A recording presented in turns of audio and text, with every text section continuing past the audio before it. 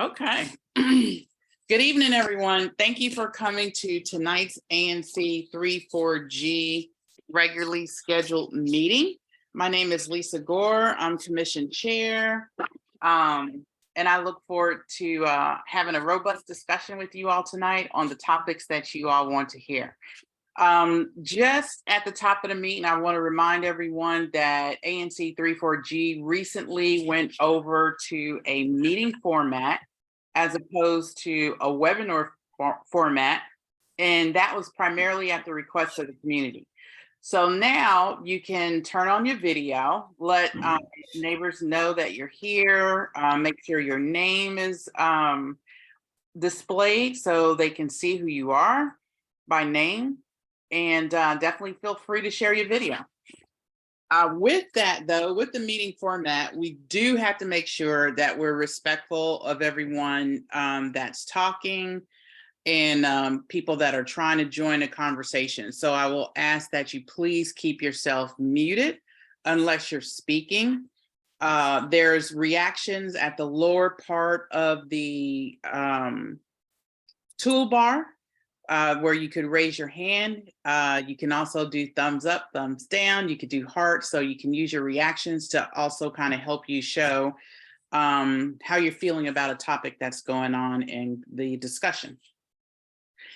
One thing that will also be a little bit different is in the webinar, we had a Q&A feature as in addition to the chat feature. This, I guess, display that we have does not have Q&A. We're still trying to work and fix that. I'm not sure what the issue is. I think it's our account. But if you have questions, please put them in the chat. We'll be monitoring the chat and we'll try to get to your questions. But do be patient with us because it is going to be a little bit harder because everything is going to be funneling into that one chat. And just to let everyone know, the meeting is recorded. This will go online as well as our chat will go online as well. Right now we're up to 81 participants. So with that, I'll start with the commissioner introductions. And again, my name is Lisa Gore. I'm chair of ANC 34G, and I'm the commissioner representing ANC 34G01. And single member district 01 is Hawthorne and portions of Barnaby Woods. We span from Western Avenue down past Pinehurst Circle, back over towards Utah and I believe 31st Street, and come back around towards the Pinehurst tributary on Beach Street, connect to Oregon, and back up to the corner of Western. Thank you again for coming. Peter Gosselin. Hi, I'm Peter Gosselin. I'm the commissioner for District 6, which is the west side of Connecticut, back to 42nd Street between Western Avenue and the Chevy Chase Circle and Military, with a peninsula to the east to Nevada between Military and Legation. Welcome. Jim Nash. Good evening, everyone. James Nash. I represent single member District 03. It's bounded on the south and west by Broad Branch, and then a little bit of McKinley over to Nebraska, and then up Nebraska to Northampton, over to Utah and 27th Street. That would be the eastern boundary. Yeah, and I'm the secretary of the commission also. Yep. Zach Ferguson. Hi, everyone. My name is Zach Ferguson. I'm representative for single member district 07. I'm also the treasurer. SMD 07 is more or less a triangle with Military Road on the north, Reno on the west, and Chevy Chase Parkway on the east. Thanks. Thank you. Bruce Sherman. Good evening, everybody. Bruce Sherman. I represent single member district 2, which runs from Military on the south up Utah to the west and Oregon to the east, up to Tennyson Street. There's a little jog up 31st, and then over to Oregon up to the Chatsworth Development in Oregon Knolls. Peter Lynch. Hi, everyone. My name is Peter Lynch. I represent SMD 05. which is from Chevy Chase Circle down to about Military Road and over to Broad Branch. Glad to be here. I'm going to put my website, which has a lot of contact information, in the chat if anybody wants to reach out for any reason. Thank you. And Commissioner Zeldin, if you're available. Yes, hi. I'm sorry to be off video, and I'm going to be in and out of the meeting because we have a conflict this evening. I represent single member district 04, which goes from Lafayette in the corner there by the Market Broad Branch over to Utah, to Western, to Upland, and over to about Morrison. Thank you. Okay, so with that said, I kind of described the meeting procedures a little bit at the top of the meeting. I know we still have folks joining. We're up to about 90 participants thus far. But just as a reminder to everyone, we have switched over to a meeting mode, which means you can share your video. But please keep in mind to keep yourself muted unless you're speaking or someone is speaking to you. If you have questions, place those in the chat. And if you can, make it very clear that it's a question as opposed to a comment. And just be respectful of your peers that are here. There'll be some hot topics that will be discussed tonight. And we always want people to be respectful when we're having those discussions. In terms of time frames, on 2 of the topics, we'll probably have community comments. Generally, we give 1 minute for the community to speak. So keep that in mind. Once your minute is up, I will ask you very politely to stop speaking. And I would ask that you respect that. So we're not here for an extended period of time. And with that, I want to start off by adding 2 topics to the agenda. First topic is an agency presentation by DDOT. Joel, and I hope I pronounced your name right, Bogard, has been invited to the ANC meeting to discuss the recent livability study. So I would ask that the ANC amend the agenda to allow DDOT's presentation to go after the presentation by Department of Buildings. And the second amended item is a resolution by Commissioner Sherman. So basically the Maret Project Task Force, there's 2 items on there for discussion. One is a resolution by Commissioner Sherman, and the second is an ANC letter to respond to the BZA. Do I have a second to amend the agenda? Second. Okay, commissioners, all in favor? Agreed. All those opposed Do we have any comments? on amending the agenda? Yeah. Sure, what's your comment? So the comment would be with respect to the resolution. The resolution was attached to an agenda item that I had asked be included for this meeting. That agenda item was not incorporated. The public did not have due notice of this item being actually on the agenda. I understand that there's other business that will come up tonight that's related to the Maret matter that also, as I'm aware, the public has not yet seen. I think it would be therefore advisable for us to postpone this conversation to a time when we can give it due consideration, given that we have a very full agenda tonight.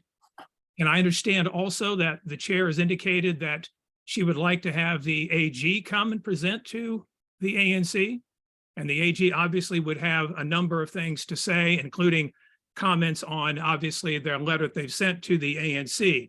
I'm mindful also that other commissioners have suggested that we might hold off until the AG comes. So given the preponderance of issues we have before us on this, I would move that we reschedule this conversation for the next meeting, or alternatively hold a special meeting on the complex set of issues related to the Maret matter. So I find that very interesting, Commissioner Sherman, because you basically took my position and you really berated me on email about not posting this on the agenda. I have a motion on the floor, and it is to amend the agenda to include those 2 items. At this point, we'll take a vote to include those two items on the agenda. All those in favor of including those two items on the agenda, please raise your hand. Michael Zeldin, what's your vote if you're there? Okay, 1, 2, 3, 4, 5. All those opposed? 1. The vote is 5-1. We'll include the issues on the agenda. Okay. First item on the agenda is community announcements. Any commissioners have, I'm sorry, commissioner announcements. Any commissioners have announcements? Bruce? Yes, I do. In fact, I'm very pleased tonight to make an announcement of the neighborhood liaisons for single member District 02 that will be helping me in terms of a street by street, block by block, on the ground engagement of all of the constituents in our single member district. I want to read their names. I asked them to participate tonight, so some of them have come to hear this part of our agenda. So I'll read their names and identify which streets they live on. Eamon Babowski on McKinley Place, Terry Bullock on 27th Street, John Burwell on 30th Street, Lois Callahan at Knollwood, Candace and Eric Campbell on Rittenhouse, Tommy Higgins on 26th, Janet and Herman Helgert on Oregon Knolls Drive, Kim Hutchinson on Oliver Street, Anita LaRue on Tennyson, Jessica Lee on 27th, Andy Linebaugh on Unicorn Lane at Chatsworth, Wendy Lubick on Utah, Steve Melman on 29th, Sami Miksha at Tennyson in Utah, Anu and Teresh Mullick at Moreland and Northampton, and Brian Yarber on 31st Street. Again, all of these citizens, residents of single member District 2, and of course our broader ANC have volunteered to be essentially block captains or representatives on their blocks and on their streets to help me communicate with the residents, and as important, to feed back from those residents to me their pressing concerns and issues. The aim, of course, is to ensure that everybody in our single member district is heard on issues that are important to them, and that we work jointly together to solve problems. So I'm very pleased and thankful to this group of people for stepping up and volunteering. Thank you. Jim Nash? I want to remind Commissioner Sherman and all commissioners that if they want their announcements in the minutes, they need to send me those written announcements. Otherwise, they will not appear in the minutes. I have not received any. I'm just about finished with last meeting's minutes, but I haven't gotten any announcements from commissioners or anyone so far. FYI. Okay, that's it. Any other commissioner announcements? Okay, let's move on to community announcements. Anyone in the community? Anna Claire Walker? Hi there, can you hear me? Yes. Awesome. I'm not going to jump on video if that's okay. I'm kind of in transit right now, but I just wanted to pop on. I'm the manager of the Chevy Chase Main Street. If you're not familiar with that in the community, we're a nonprofit that does small business support, technical assistance, and community events on the Main Street corridor, which is Connecticut Avenue Northwest from Livingston Street to Chevy Chase Circle. And I just wanted to let the community know about an upcoming event series, First Fridays. It's going to be running the first Friday of every month from 3 to 7 p.m. There's going to be business specials, activities, live music, some family-friendly games, all spread out throughout the corridor on that Connecticut Avenue strip. We are having, we're watching the weather, and we will announce whether we're going to cancel this first event, which is this Friday. By 11 a.m. we'll decide if we're going to continue. The business promotions will continue the first Friday of every month regardless, but every month there will be different activities, and we also have booths available if any organizations would like to come and canvass or advertise. So I would just encourage anyone to get in touch with me. If you're a musician in the area or have an organization that you want to promote, we have nonprofits and for-profits coming pending the weather, to set up booths outside to kind of create just a really fun neighborhood festival the first Friday of every month. So I'll put my email and my website in the chat, and I encourage anyone to get in touch if they'd like to know more. Thank you, Anna. Thank you. Thank you for your time, commissioners. You're welcome. Peter Gosselin, did you have a question for Anna? You're on mute. I just wanted to observe that Anna Claire sent us a letter asking about whether or not we could make grants to support the First Friday events. And I think we, at some point, need to discuss that. I thought Zach Ferguson's reply was useful and suggested that some of the rules that have previously applied to ANC grants no longer do. So Anna Claire, I hope you, I don't know when we're going to bring that up, but I hope we do discuss it soon. Because they're a good community building event. Yeah. I know Office of ANC, and one of my replies was that, and maybe we can have Office of ANC come earlier if their training is going to be later, but they're doing a whole grant series training for ANCs. And I really think it's important for us to make sure we know the latest on that.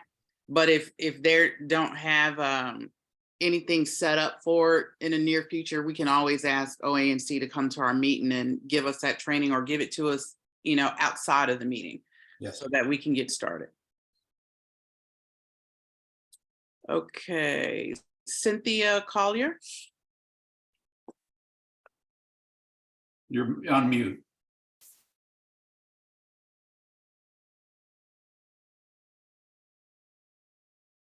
Cynthia, you're muted. Ask to unmute. Let's see. Can I do this?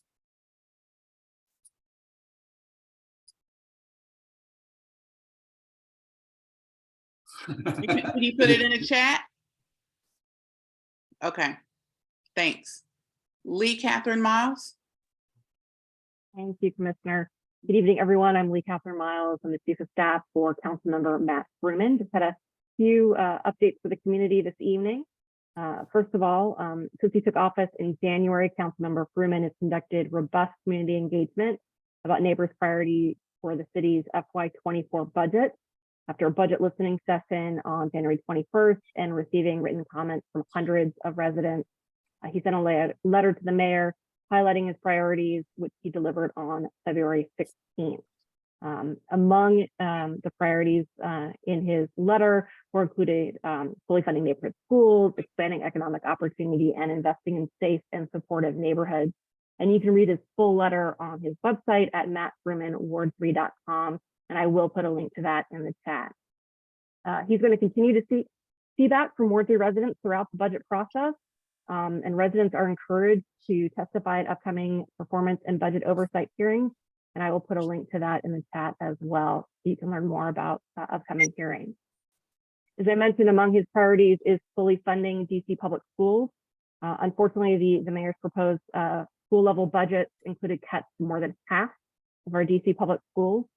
As a longtime education advocate and parent to 3 public school graduates, the council member knows these budget reductions are harmful and that they translate into tangible impacts on schools, students, and their learning.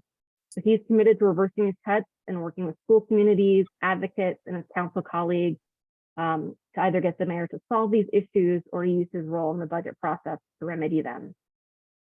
Parents and advocates can attend the DCPS performance oversight hearing on March 1st. This is an opportunity to communicate your ideas and concerns to the council and to DCPS leaders before the mayor releases her final proposed budget for fiscal year 2024. And finally, I wanted to let constituents know that our office is here to assist you. If you need or want assistance accessing government or community services, please fill out our constituent service request form online or call our office, and I will put that contact information in the chat as well. Thank you all. And Commissioner Nash, I will send this information to you as well for the meeting. Thank you. Matthew Barclay. Hello, everyone. Happy Monday. Good to see you. My name is Matthew Barclay. I'm the Ward 3 liaison for the Mayor's Office of Community Relations and Services. My email I'll put in, and phone number I'll put in the chat. But we have some announcements this week. Department of Public Recreation, DPR, Parks and Recreation, announced that the registration for the 2023 spring programs will begin on Wednesday, March 1st for aquatics programs and Thursday, March 2nd for all other programs. Registration opens at noon on both days.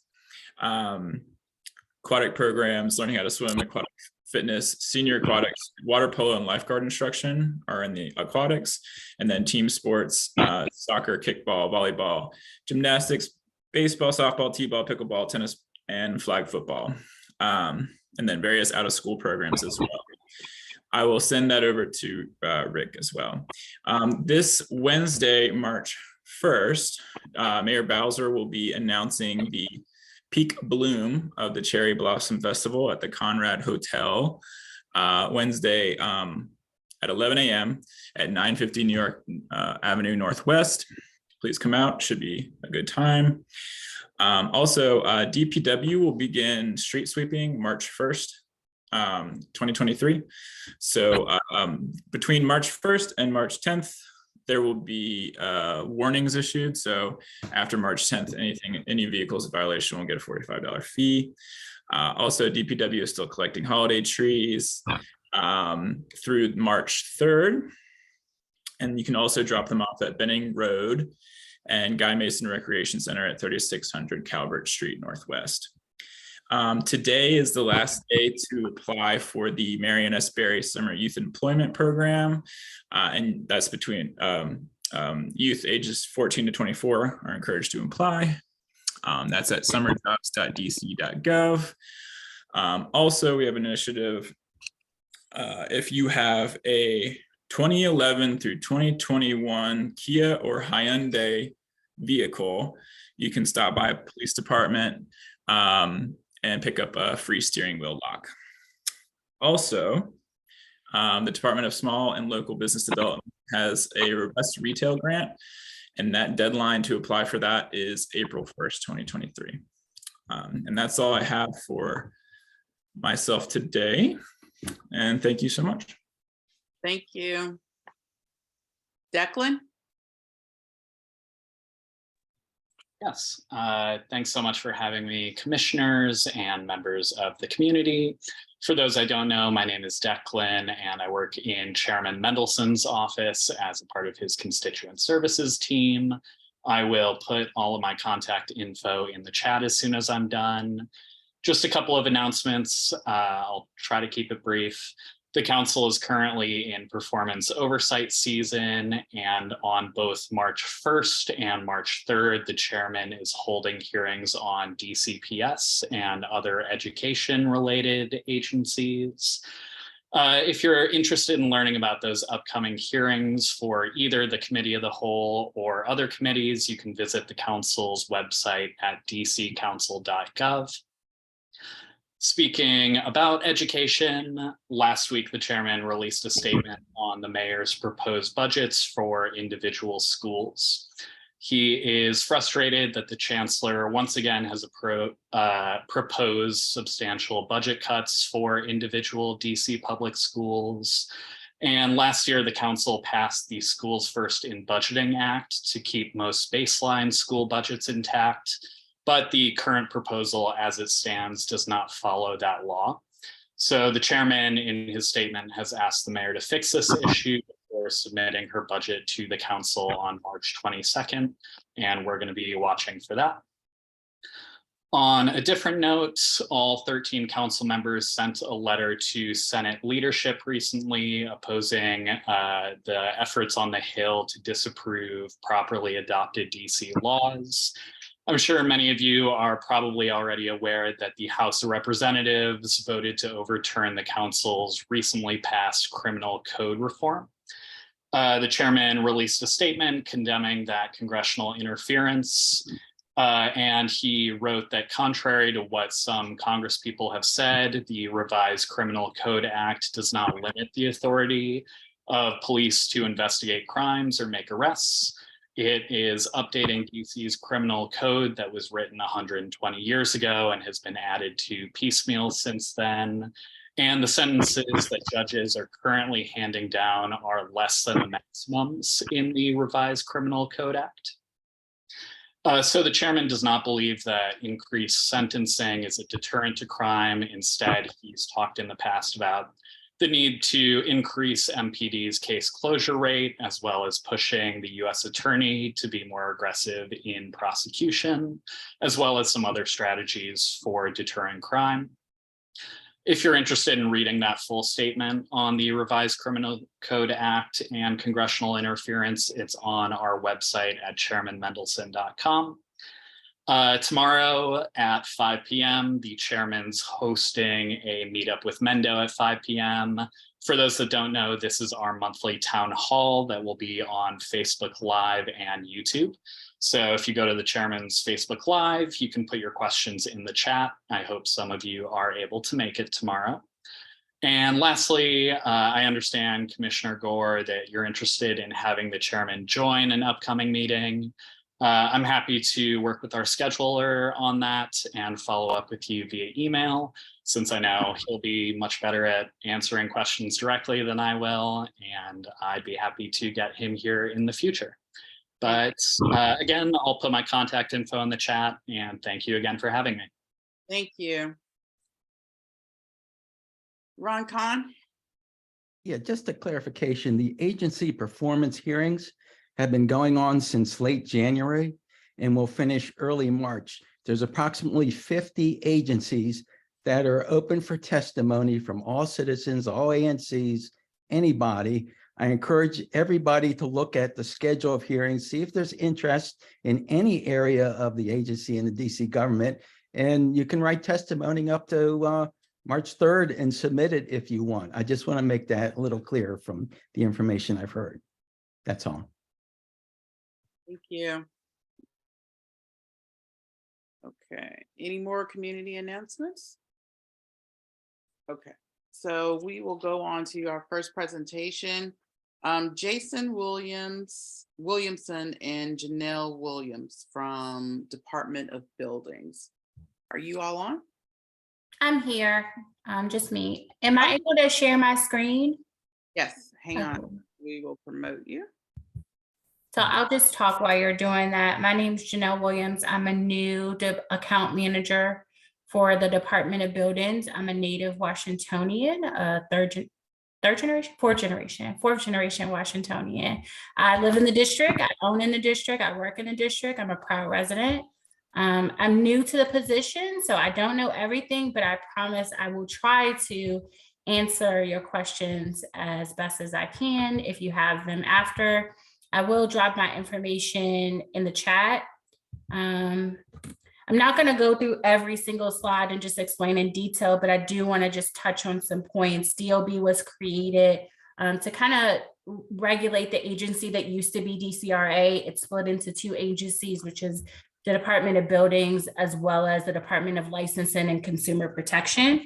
The Department of Buildings is responsible for permitting, rental property maintenance standards, vacant and blighted buildings, third-party inspections, construction code compliance, and surveying the district, while the Department of Licensing and Consumer Protection is responsible for business licenses, civil infractions, consumer protection, corporate registrations and filings, enforcement, occupational licensing, the Small Business Resource Center, special events.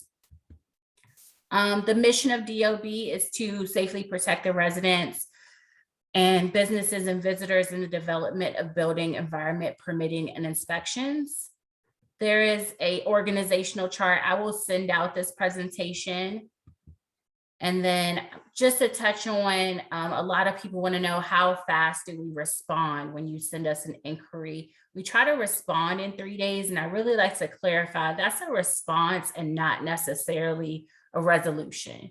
You do have to give us time. Oftentimes complaints are multi-layered to really dig down and find out what's going on with a permit situation, what's going on with a review situation, what's going on with a vacant building, in order to really get you an adequate response. The streamlined process has been completed for the permit application.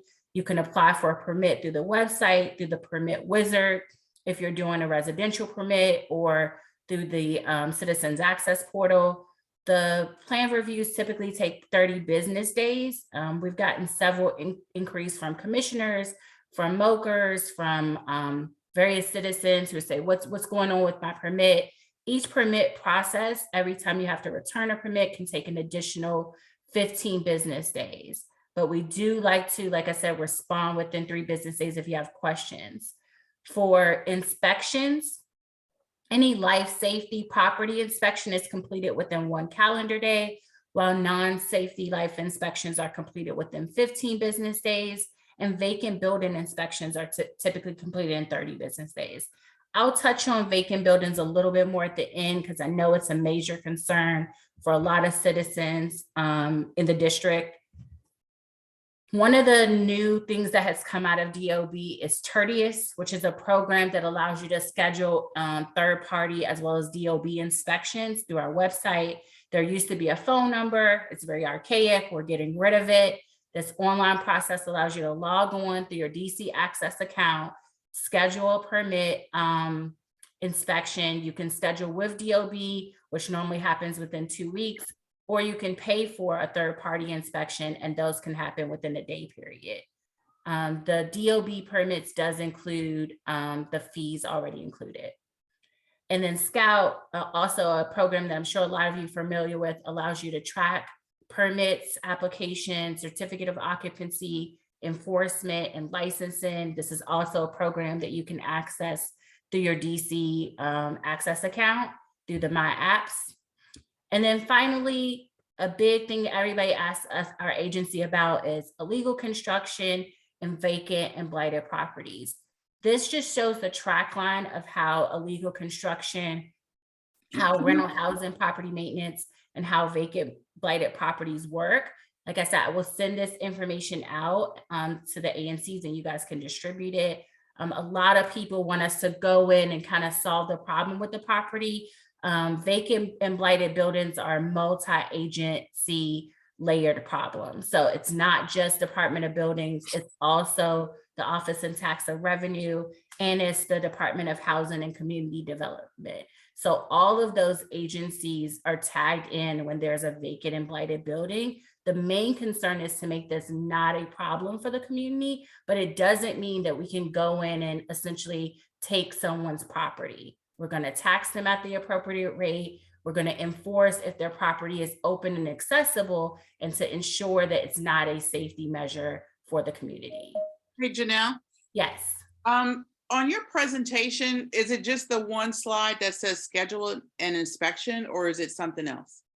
No, I'm on the Department of Buildings slide that has three prongs. You can't see that. Okay. My suggestion, Janelle, is you send this to us and we'll post it, because okay, I will do that. Nothing changed. We moved from we didn't go after the first slide showed up, nothing happened. Oh, I'm sorry to hear that. There it is.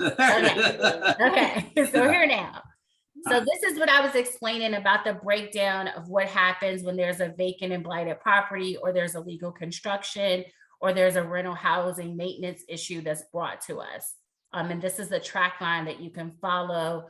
Typically, you can follow these on Scout as well. And then on the new agency dashboard, there's an easy way for you to see if a property has already been reported for vacant and blighted status and what's going on with that property. I'm sorry that you weren't able to see it as I was going through the presentation, but I will definitely send it out to everybody so that you can peruse that later. I will drop my information as well as Jason's information in the chat. We're both responsible for wards 1 and 3 right now. That may change as we go along, but you have all of our information. If you have a question, I'm open to answering. I might not have an answer immediately, but I promise to get back to you if I don't have an answer. Peter Gosselin. Just very quickly, Janelle, is Scout still live, or is this, I mean, is the place to go the new department's dashboard or website? No, Scout is still live for if you're looking for information about a property license or a permit, or if a business has a license, if a business has a HOP, which is a home occupancy permit, the status of your permit, all of that is still live on Scout. If you're looking for specific information about vacant and blighted buildings, then you can find that information on the dashboard though. Thank you. Stuart? Yeah, hi, thank you.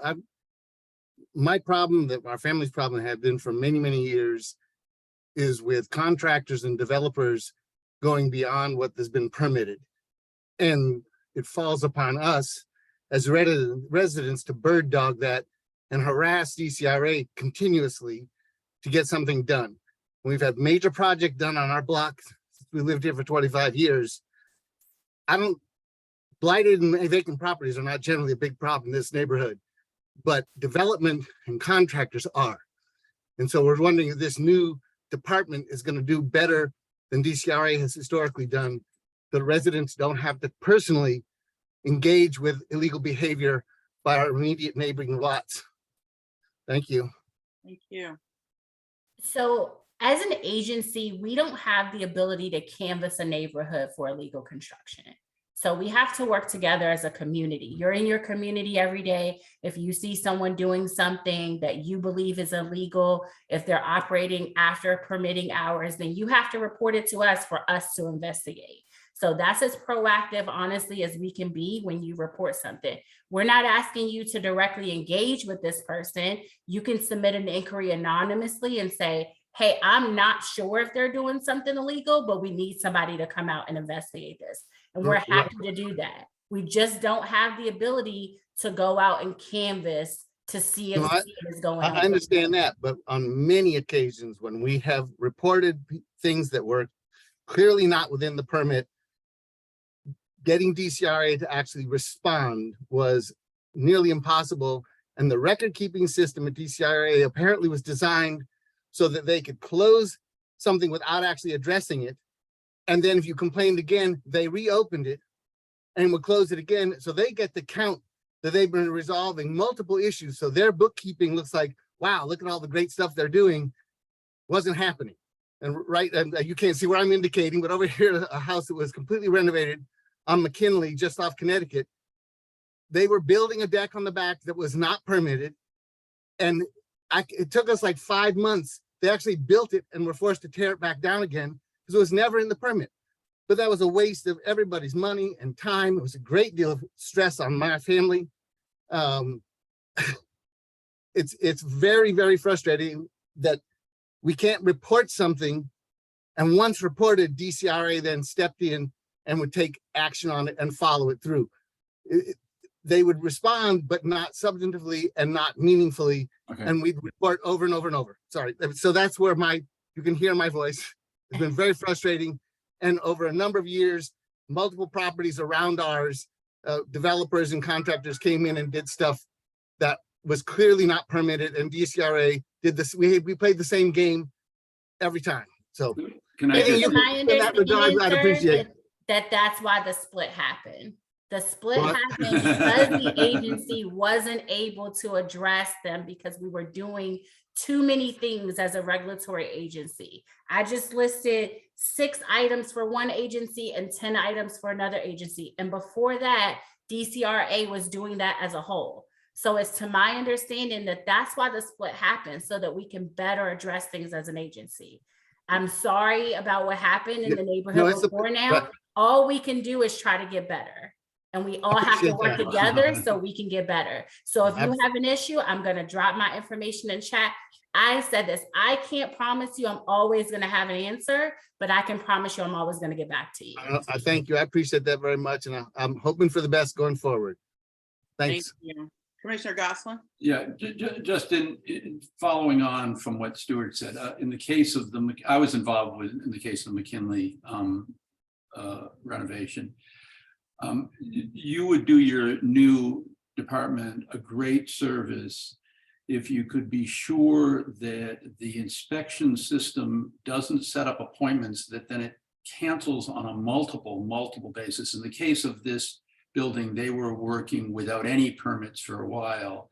And I think the record before an actual inspector got out, the department sent me emails 6 times saying that there was an appointment, it was going to be inspected at between 9 and 11 on such and such a day. And then that was canceled and it was moved to, 10 days later, and then that was canceled and was moved. I mean, at a certain point, you think it's just rope-a-dope, so it was a very frustrating process.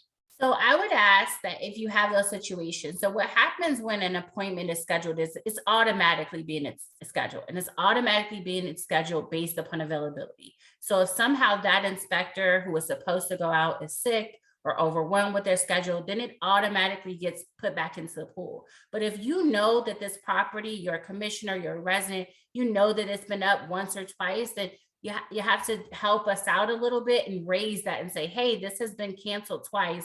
Can we get this really on the radar? I had one of those the other day where an illegal construction inspection has been canceled 3 times, unfortunately. They raised it to us, and now it's definitely going to happen on this date. We're not going to allow the system to push it back any further. So I can't apologize for things that happened before me, but let's work together so that they're not happening in the future. Absolutely. Commissioner Sherman. Janelle, thanks for being here tonight. We have several residential community developments here in my district that are so oversized and out of scale with the neighboring properties that they've caused great consternation among the neighbors. And they've asked the basic question, how does this happen? Why isn't there an opportunity for the neighbors to understand the scope and scale of this development before it starts? Can you tell anybody listening tonight, in fact, just tell me what opportunity there is when it is by right development, it's private development, of course, for the neighbors to have some visibility early on before construction starts as to what the project is going to entail? So I actually sat in on the hearing, like many of you, the other day, the public hearing for DOB, in which a lot of people voiced a complaint about how neighbor notification works now. To my understanding, prior to now, when it was DCRA, neighbor notification worked in a before sense. When someone was applying for a permit, the neighbors were notified of work that affected them, and you could respond and present certain types of objections to it, objections that fell in the scope of the law, right? Now, neighbor notification works on the back end. Your neighbor has already received a permit, and they now have to notify you that they're excavating, that they're doing this. So there are some voices who are upset about how that process works now. I don't know what the new scope is going to be. I know that it's in revision and that there may be some changes about how neighbor notification works. They do have to comply with the law, meaning whatever the standard is, R2 for that neighborhood. But I don't know right now as a definite answer if we're going to move back to the old system of notification prior, where objections can be raised by a neighbor that are in the scale of the law. Right. Okay. Well, thank you for that. It's just know it's a source of great frustration. Oh, I definitely understand. And there were many people who testified on that account who were very vocal about wanting to move back to the old system and wanting to have some insight. I mean, I will tell you that from what I've seen as these projects regards, they are in the scope of the law. They are in the scope of permitting. It just, you don't agree with it in some instances. So we're not approving things that aren't within the law, that aren't within the permitting. It's just, it's blocking this person's sunlight and they don't like it, or it's obtrusive, or it doesn't match the property style. And those aren't things that we can't block a person from having a permit for. Any more questions from commissioners? Stuart, last question. Yeah, I'll try to keep it real brief. Since I back up to the commercial properties that face Connecticut Avenue, how does that system work when it's a commercial property versus a residential neighboring property? So we've had issues, and it's similar to what I described before, which I won't beat that horse anymore. But when it's been commercial properties, we've gotten different kinds of responses from DC government. We're not even sure who we're supposed to contact if one of the businesses back there decides, for example, to build a patio behind their business that's unlike any other in the whole neighborhood. Thank you. I mean, you want to start with us because we're the ones permitting it. We're the ones giving them the license to say, hey, yes, you can build this. So start with us, reach out to us, fill out what potentially an illegal construction complaint, or even, you know, contact Jason or I directly so that we can look into it. Is basically where you want to start with that. Is this okay what they're doing? Because there are different regulations that govern a mixed residential area that are different for a residential property than for a commercial property. So those are specifics that I would have to look into to see, is this property adhering to the rules and regulations versus what you would be able to do with your residents. Okay, thanks very much. Absolutely, but definitely feel free to reach out. And Janelle, do you see in the chat, there is a comment from Andrea Rosen where she says, how does DHCD take advantage of vacant and blighted properties? And some years ago, the precursor to DCRA used to inspect all permitted projects on a regular basis, and in this way, discovered much malfeasance. So DOB does inspect properties. You do have to clear a final inspection either through DOB directly or through a third party inspector in order for your permit to be closed. So that's still happening. My standpoint was saying that we don't have the ability to go out and inspect an entire neighborhood to look for a vacant property, to look for illegal construction, to look for housing and maintenance complaints. Those have to be reported to us. As far as how vacant and blighted properties go, which are two separate things, they start with a report to us, an investigation to ensure that they're either vacant or blighted. Vacant properties can be registered at vacant, and then they're taxed at the second highest rate, which I believe is 4%. And then blighted properties are taxed at the highest rate, which are 10%. But you absolutely can have a vacant property in DC if it's registered that way. Now, if you're not compliant, meaning your property is open and accessible and potentially causing a harm to the neighborhood, someone could go in and injure themselves, then that's reported to us. We fine the property owner. It's such that they, as an incentive for them to become compliant. If they remain uncompliant and it is a hazard to the neighborhood, DOB will go in and abate this property and then bill the owner.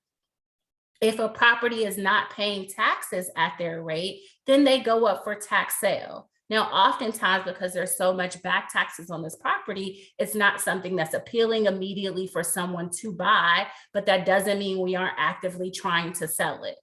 And then on the last end, DCHD, which is the Department of Housing and Community Development, a long-term vacant or blighted property that has not sold at tax sale, that is potentially something that can be redeveloped into community or, I'm sorry, I just lost the word, or affordable housing for the district, that's also a process that has to be evaluated by multiple agencies before DC is able to step in and buy a property. So it's not something that is a 1, 2, 3. You report it, we try to sell it, the very next year it's sold. We can't sell someone's property who's either actively paying taxes on this property, actively paying the fines on this property, who owns their property right out.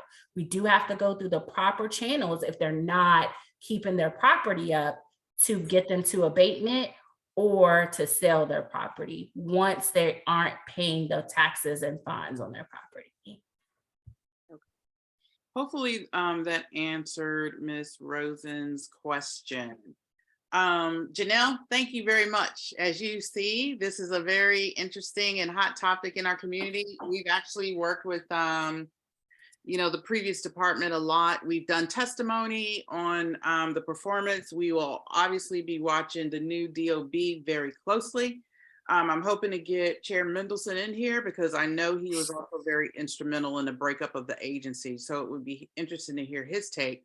But, we will definitely keep posted with you. I encourage the community to reach out to you if there's any issues, and hopefully you guys will get back with our community members immediately. So thank you. I really appreciate you coming.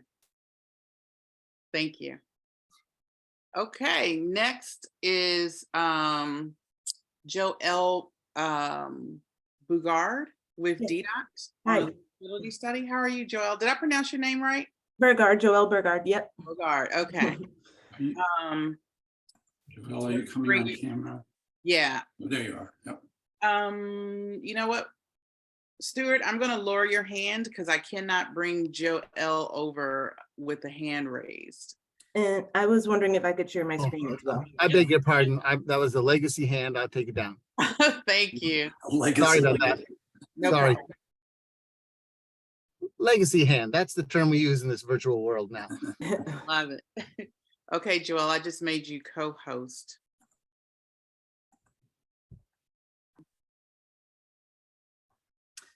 Okay, thank you everyone for allowing me to join this evening's. Can you see my screen?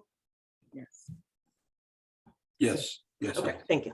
So I just wanted to provide an update to the project on Utah Avenue, Tennyson Street, and 32nd Place from the livability studies. They have taken on a different name, multi-purpose green infrastructure projects, but they are from our livability studies that happen in the community. Just a recap. The site is Tennyson Street Northwest, Utah Avenue Northwest, and the slip lanes on 32nd Street Northwest on this northern and southern side. These are the single member districts of Commissioner Zeldin and Sherman. And the intention, just to give a high level overview, is to improve the pedestrian safety with very simple green infrastructure practices here on these two slip lanes of 32nd Street Northwest.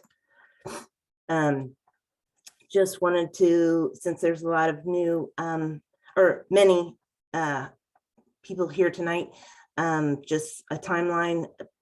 Flyers were passed out to the residences impacted in this area over the summer. And we also presented here this summer to give a concept of the site improvements at these intersections.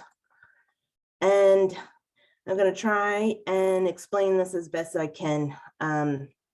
So there's up at the north on Tennyson in Utah is area 1, and I'll just call it the northern slip lane. And then area 2 is the southern slip lane on 32nd and Northwest, in Utah.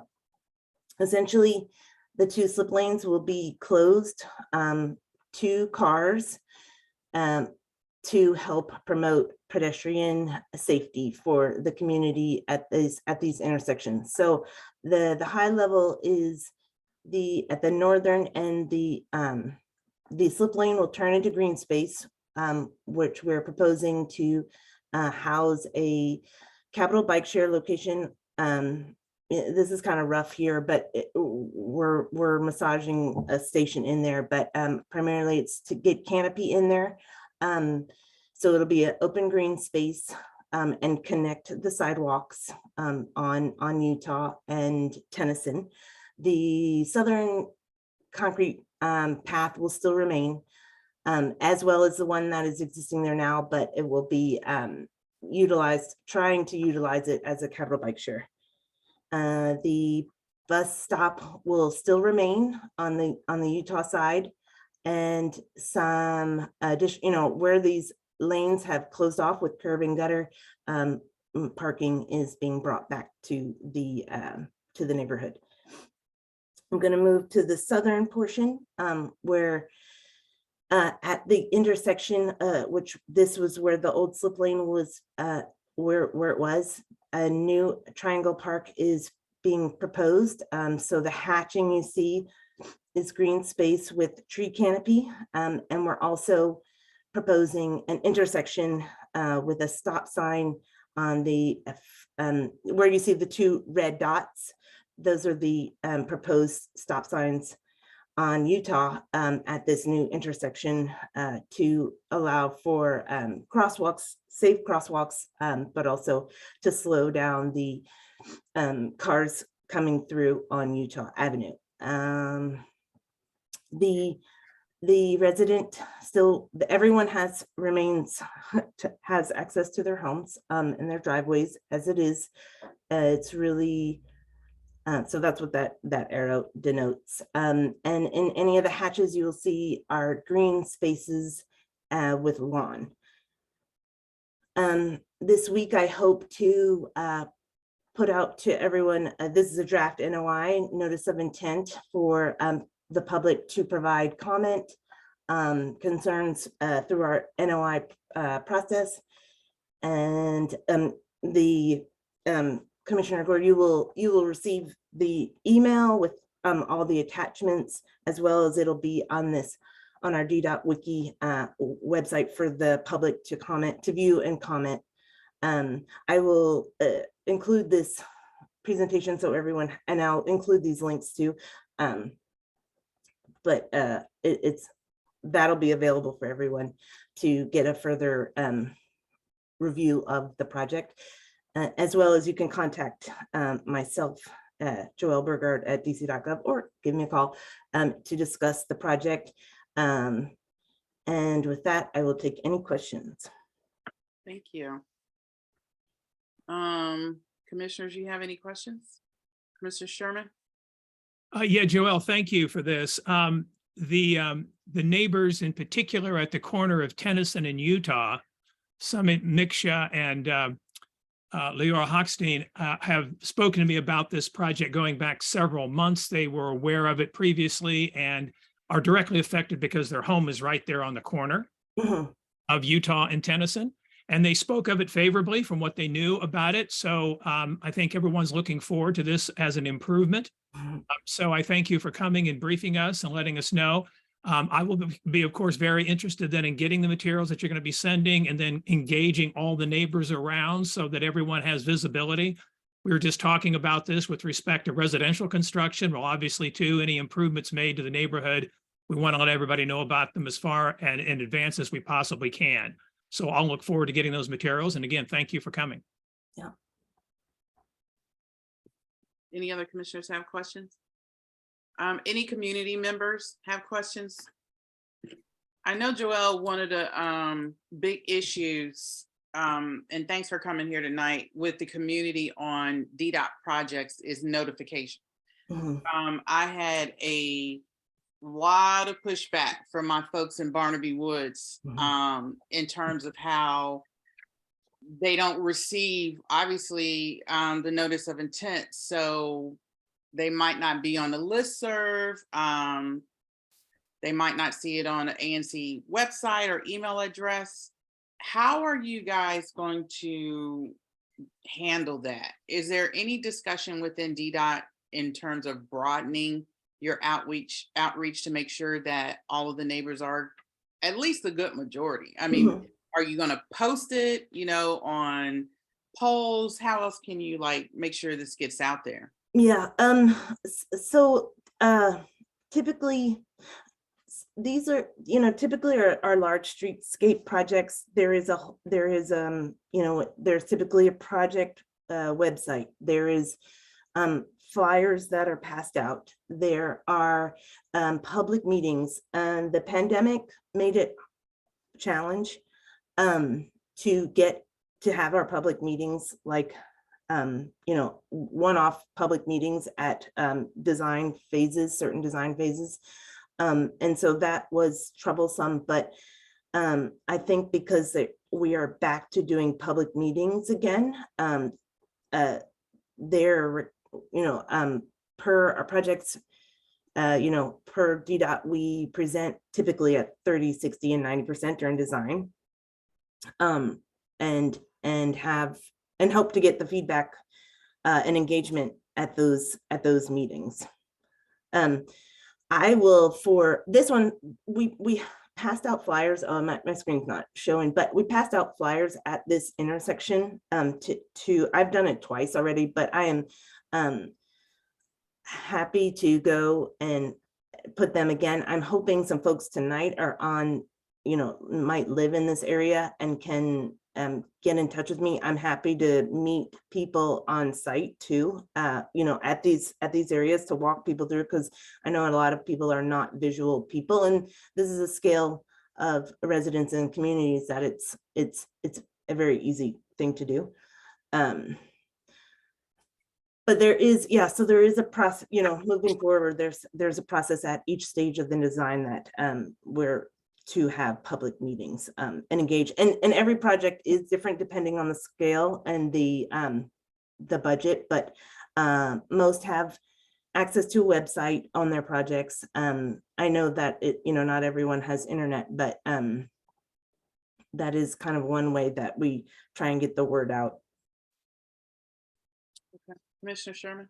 Yeah, Joelle, just thank you for that offer to come out. I actually would like to take you up on that, and I'll coordinate with Commissioner Zeldin, whose district is just across the Utah, because I think it would be very helpful to come and walk the neighbors through what's anticipated. That would be great visibility. I think they'd all appreciate it, and I'll be sure to promote it so that we have a good turnout.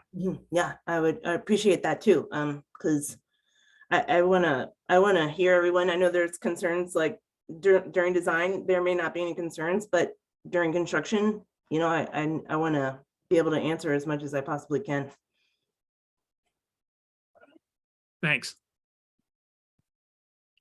All right, Joelle, thank you so much.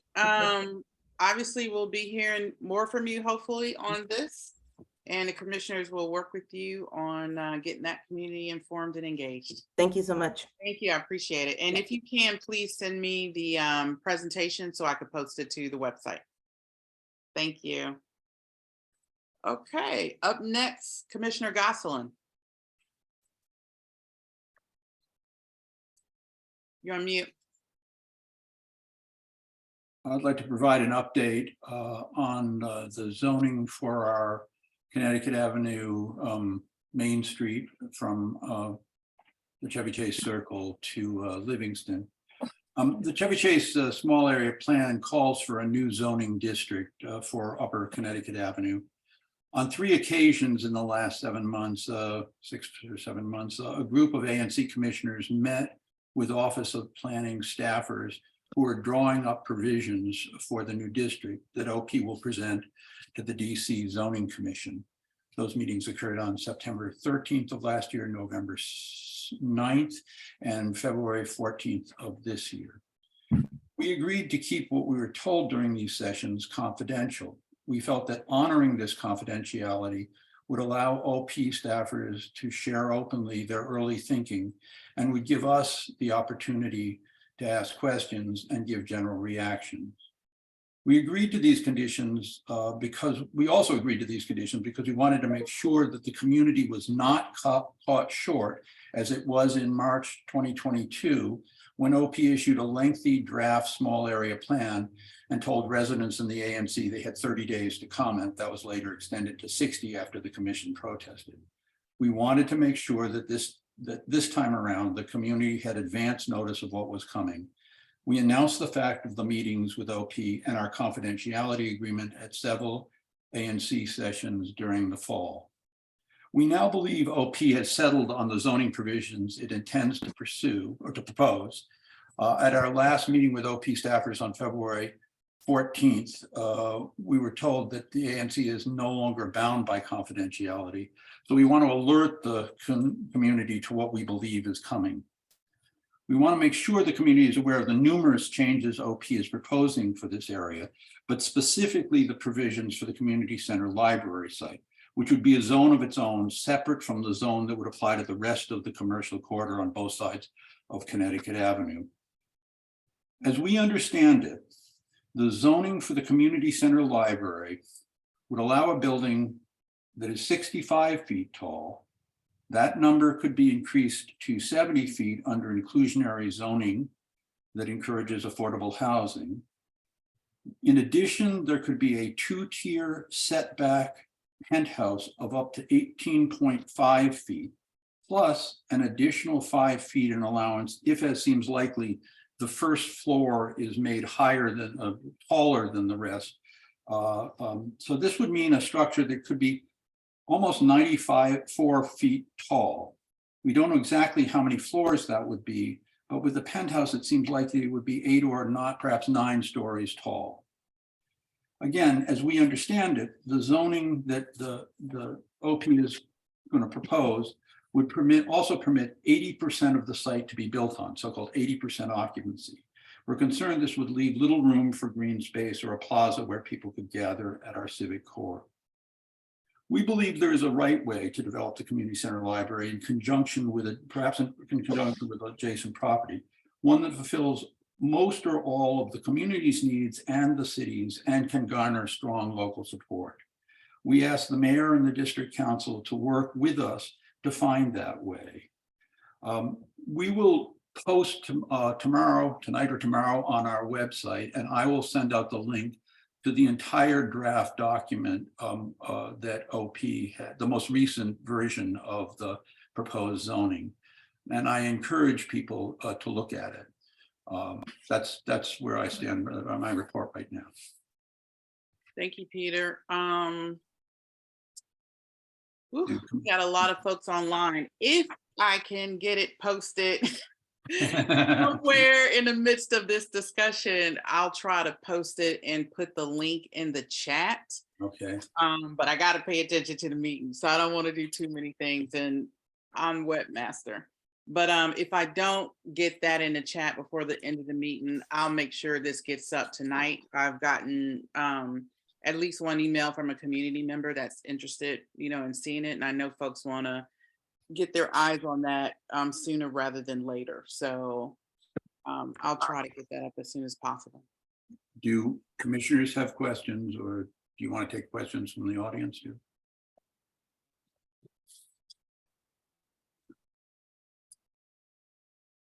Peter, I have a question. Yeah. The penthouse and the two-tiered setback, and that all seems very specific. Is there a current plan that is already in place? Peter, I don't know. I don't think so. From the period when we were going through the small area plan, we heard a lot of talk about penthouse and then mechanical penthouses and top that buildings above, other than single family houses tend to need. But I, do I know? No, I'm like you, just a commissioner.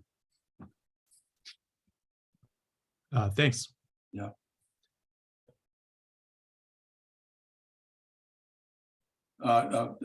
Bruce? Bruce, did you have your hand up? I'm sorry, I was on mute.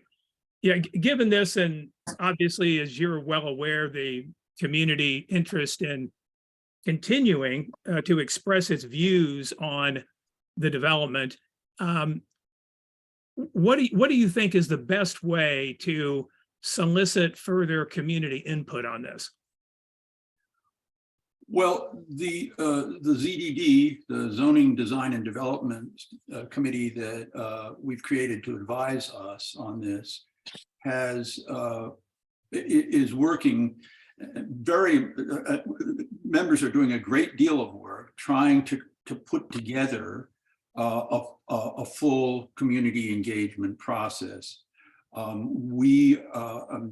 would consist of community meetings with some art that would allow us to think about massing and site positioning and that sort of thing, a more robust survey than the DEMPED's current survey, and really bearing down on understanding the finances, both of the public institutions that would be at the site and the options for the affordable housing at the site, the variety of different ways it might be financed.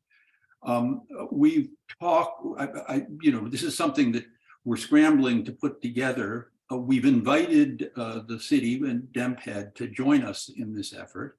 So far, it looks like we're going to move forward with it before they do, but we'll see.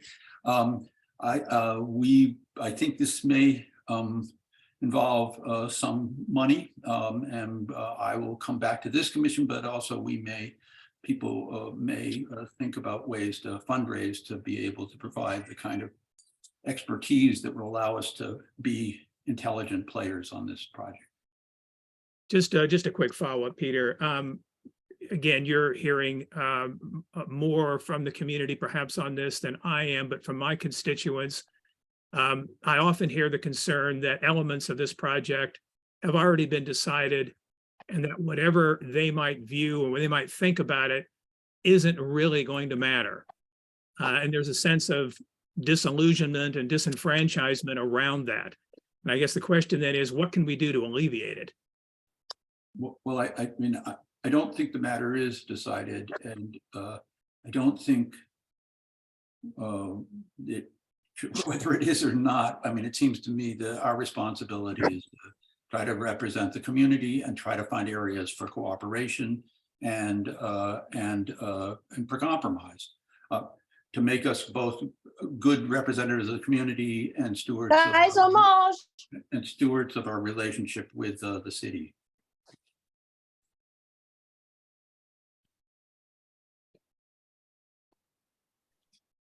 Others? Sure. Good question. Do you think the Office of Planning could come to our meetings and come to a meeting and talk about this? Because obviously they're the technical experts. They could explain, why 18.5 feet and not 18 or 19. Great idea.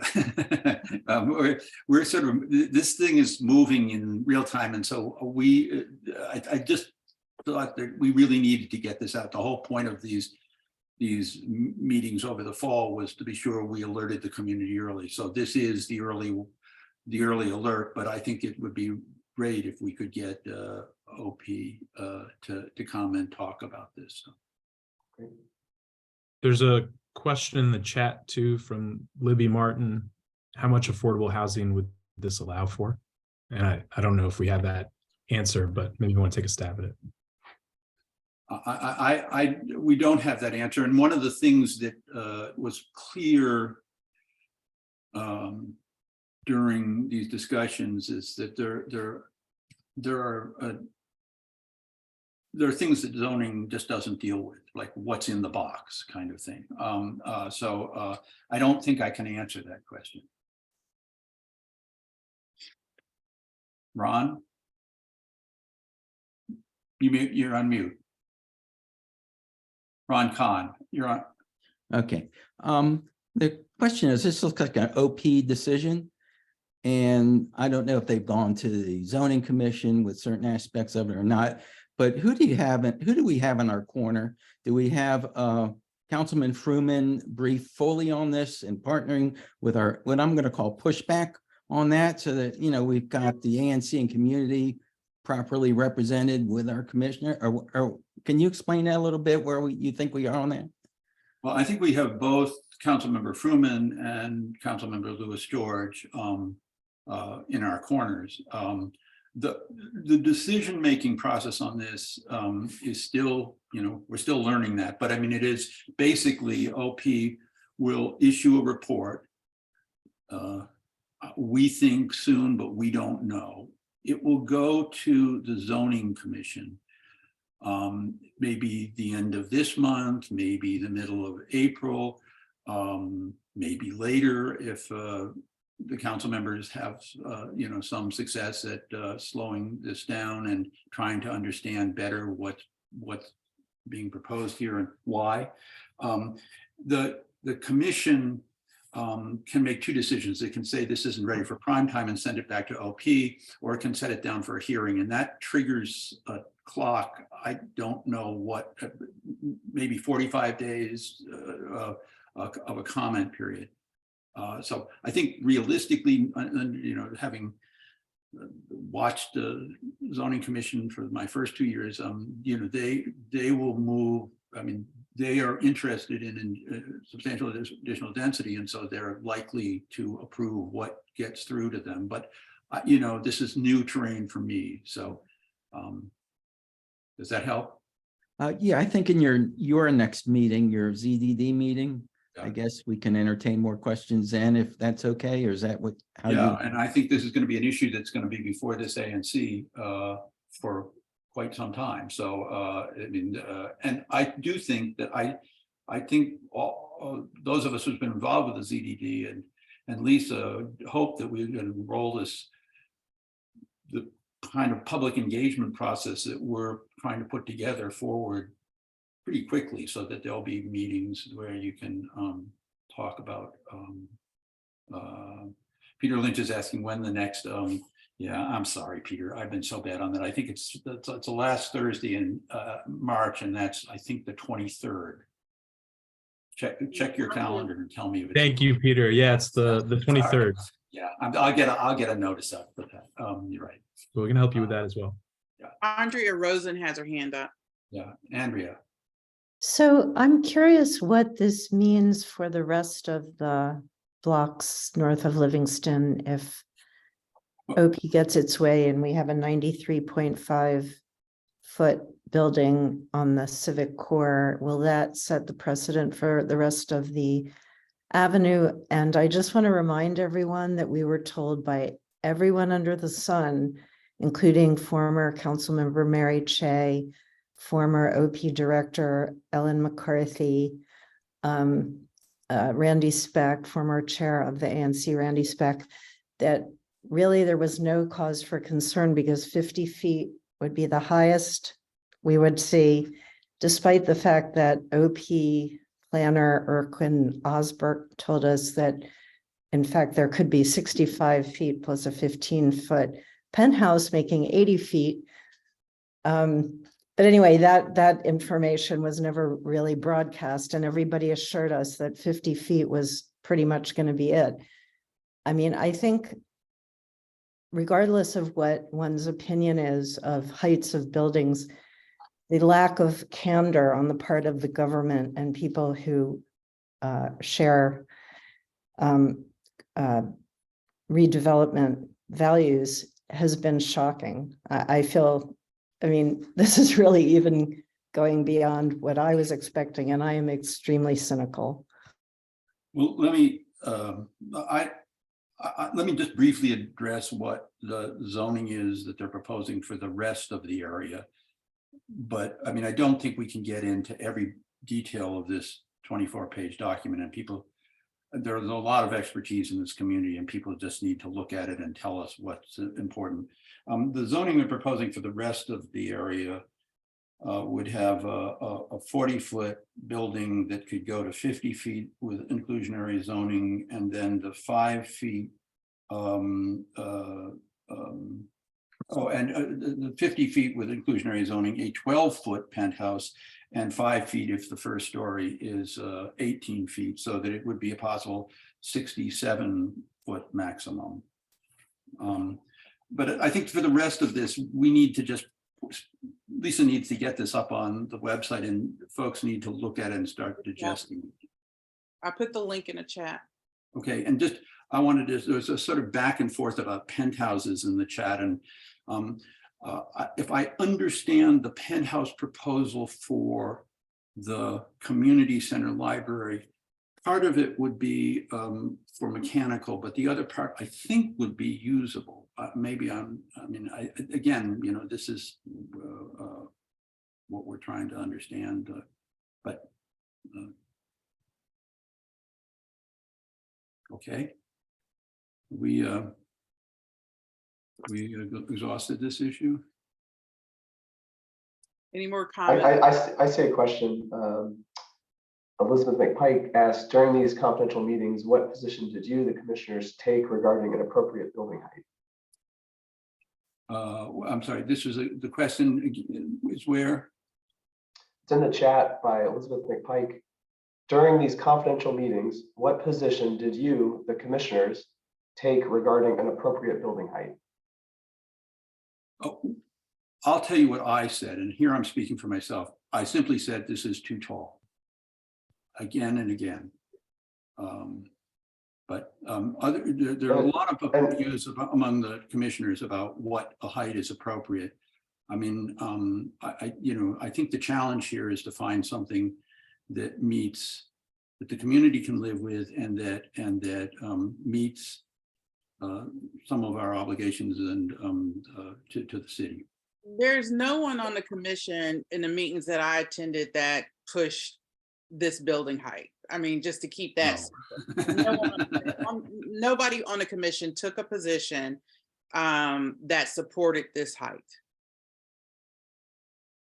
And I guess the other thing to say, Lisa, is that we understood our role here to be asking questions and giving very general reaction. We did not want to and did not feel it was appropriate for us to bargain. I mean, you know, that's not what this role was intended for. So but we made clear, even some of the strongest supporters of the most intensive development on the site made clear that, you know, this was not, that they were surprised by this this proposal, and it has not changed much from what we heard back in September. I guess we thought it might, but it didn't. So, okay.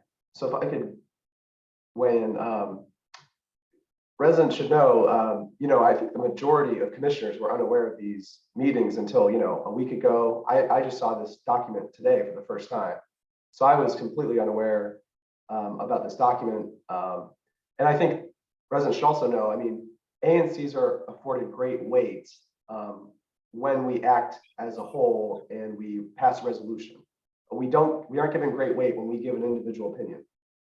So if we email someone, if we chime in at a meeting, that is not given great weight legally, just so people know. That's right. And that's why it was not, it didn't seem like we couldn't speak with any authority at these meetings. So, I mean, and Zach, I mean, I think since the new commission came on, we've said that these meetings were occurring, but you're right, we didn't get this around because it was basically, I mean, I don't know if it was a good decision or a bad decision, but I mean, you know, we were sort of finishing up something that the incumbent commission had started, and we told ourselves we were going to get this out, get an early alert out as soon as we decided that, you know, the OP had basically settled on where they're going. So that's, but you're right. Part of it, Peter, correct me if I'm wrong. I mean, I thought a major part of it was OP telling the commissions that did participate or commissioners that did participate that this was information that they could not release, that they were sharing the information as a courtesy.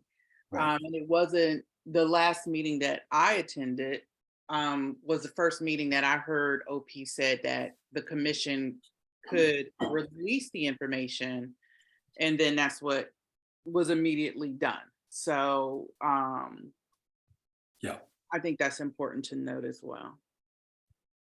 Well, Commissioner Sherman and then Stewart. Oh, you're sort of breaking up, but thank you. And first, I want to just say thanks to all of you. Wait, Bruce, did you just lower your hand? Working on the ANC, I really greatly appreciate the time you spend on it. Oh, lower my hand first. No. Go ahead, Stewart. I thought Bruce Sherman had asked a question, but go ahead, Stewart. Just say what you have to say. Oh dear, did you freeze? Can you hear me now? I can. Go ahead. Seems you're locked up. Anyway, I first was just saying thank you for all of you who spend this time working for the neighborhood. I greatly appreciate it.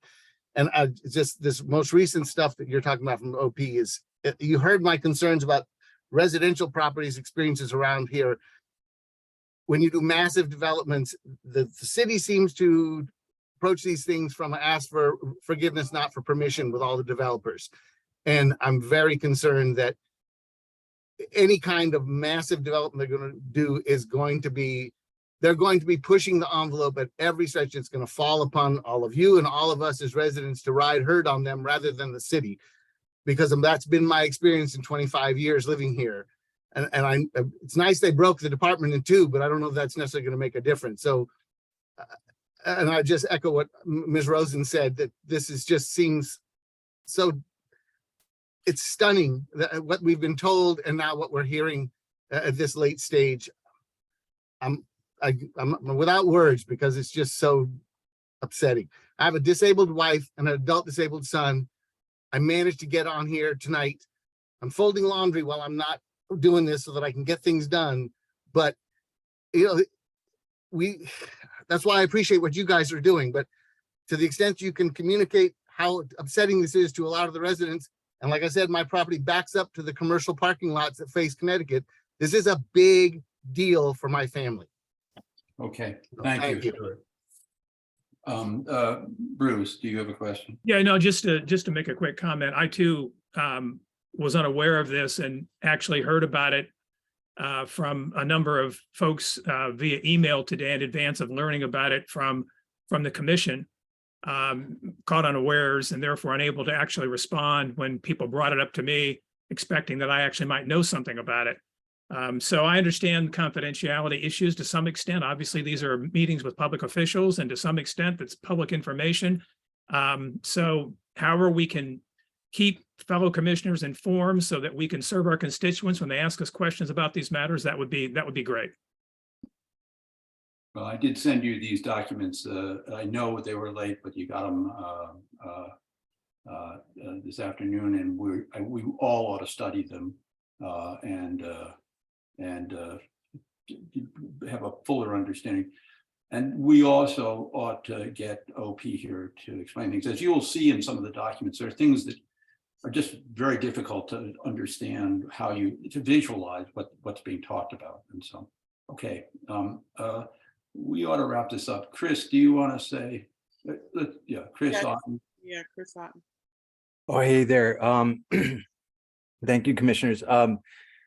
I just wanted to bring this in. I was really impressed with the resolution that you all passed last month, because we're kind of going through the same stuff with DEMPED about a public property in Ward 1, where it's sort of cart before the horse, zoning first, then we'll talk about a project later. Really is hard to grapple with this without like really talking about a clear vision of what the community wants and what we need. We've asked DEMPED for like a community mapping exercise to see what community services we already have around the site and which ones we lack, so that maybe we could stick the stuff that we lack in the new project. And we can't seem to get anywhere with that. So I was really looking to what you all were doing up here to kind of pull in like the resolution that you passed in January saying, you know, basically the engagement on this is really not appropriate with DEMPED. And now under DEMPED is OP. And it's just interesting that OP is sort of now taking the baton from DEMPED's surplus nonsense exercise and now expressing it in like, we're going to set your zoning path for you now. And again, without any vision of what the community may want or an actual discussion of massing and things like this, it really is backwards. So I would encourage the ANC to continue on with your prescient writing of resolutions, perhaps passing another resolution that says this is just not appropriate, that we really want to get to a charrette or something where you could talk about massing as a community and talk about community needs openly, that this behind closed doors stuff has got to go. I just think it's interesting too. One of the letters on the ANC, on your ANC website, is from like that coalition of WIN and Smarter Growth, and they definitively want 100 new units there. And guess what? That to squeeze 100 units onto that site, you do need a 80-foot tall building. So can I just say, I mean, just you may have come on a little late, but in addition to our resolution last month, our zoning design and development committee is working hard to put together a full engagement process, including some of the kinds of meetings that you're talking about, and survey and deep understanding of financing and bringing in, expertise as needed. So, I mean, we are working on that. Can I just turn to Andrea, and then we've got to, I mean, we got to move on. We've got another big issue ahead. Just to close out, I would love, Peter, if at all possible, we'd love an ambassador from you guys to come to us and share kind of how you're doing it, because we're swimming here and we're drowning under this pressure to just build it quickly without really much input. And you're serving as a model for us because you're kind of dealing with it first, and it's wave after wave of this, and it shouldn't go this way. It simply seems unapproachable for most people. So thank you for what you're doing.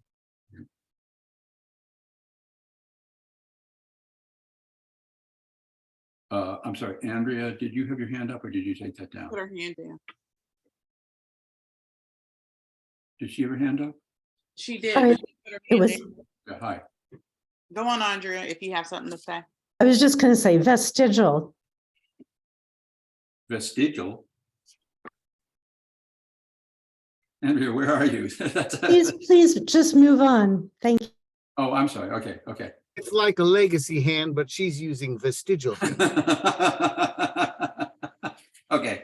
Peter, can Okay. I just ask one more question Sure. for folks that are on right now? Where can they find there? I'm sorry, there's a report from OP on this. I put the link in the chat.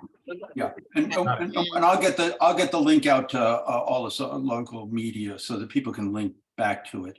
There's a 24-page draft zoning designation language, and that's going to be on our website. And the link Lisa's already put out, and we'll get out on social media.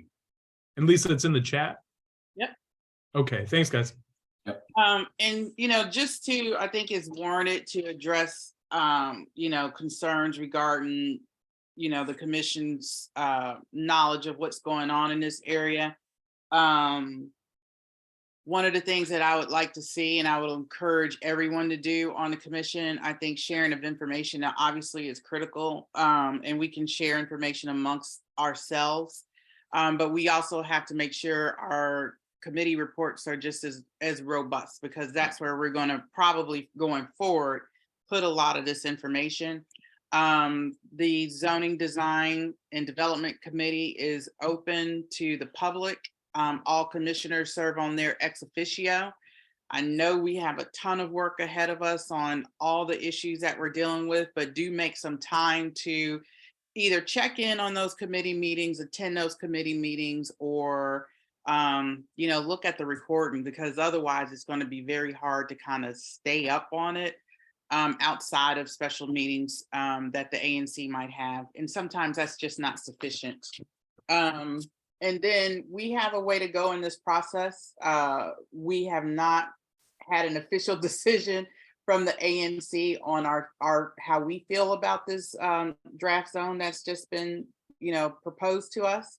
It's draft, and there is a procedure and a process for us to weigh in. So we will do that, and everyone in the community will be made aware of that, and we'll make sure we do a really good engagement session to take into all community feedback.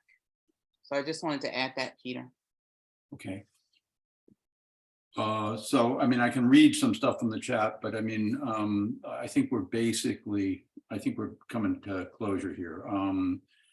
Do you want a few comments from the chat, or do you? It's up to you, it's your session. Yeah, I mean, so Claudia Phelps says, OP has years of failing to engage the community. Many people have information we could share. The commissioners need to get in front of OP, not wait to see what they propose. Well, we were in front of OP. We think this is where they're headed, and we're out here before they propose it. So Michelle Wallen writes, there should have been an opportunity for public input by a legitimate survey from the ANC last year before the SAP was adopted. We were led to believe for months that the ANC would hold a public meeting on this issue, but it never happened. The SAP was foisted on our community. A petition signed by almost 600 residents asking for more community input rather than top-down process was ignored. Please do a legitimate survey now, better late than never. We're working on a survey. We worked throughout the SAP process to try to get OP to do a more engaged, a fuller fledged process. We failed in many ways ourselves, but it was we did an awful lot of work trying to get OP to move. Grunwald talks about, I think this is put as critically, is just ignore the survey that was done in 2017. There were two surveys that the previous ANCs have done, one about the community center when the proposal was to renovate it or rebuild just the building as is, and one more generally about development here to inform the commission's decision. Be wise resolution about the amendments to the city's comprehensive plan. Elizabeth McPike asked, wasn't the effect of these confidential meetings to give the community yet less time to object to these ridiculous height proposals? Elizabeth, I don't think so. I mean, we could have sat here and just waited until they came, and with a 30-day or comment period, as we were originally handed with the draft small area plan. The idea here was to have some sort of early warning. This statement that we've made tonight is the early warning. So we got to get busy and try to understand the proposal. And Ron Kahn asked what other time bombs are in the Chevy Chase small area plan. I'm sure OP is likely just following exactly what's in the plan. I mean, the zoning is a big one. I don't know if there are others, but we'll find out. Elizabeth, I mean, we're going to have to look at this closely. I mean, I've said very clearly, I think that the maximum height for the community center library, but this is just Gosselin talking, is too high. But I mean, polling the commission now before a lot of the commissioners had taken a close look at that, this document is not worth doing so.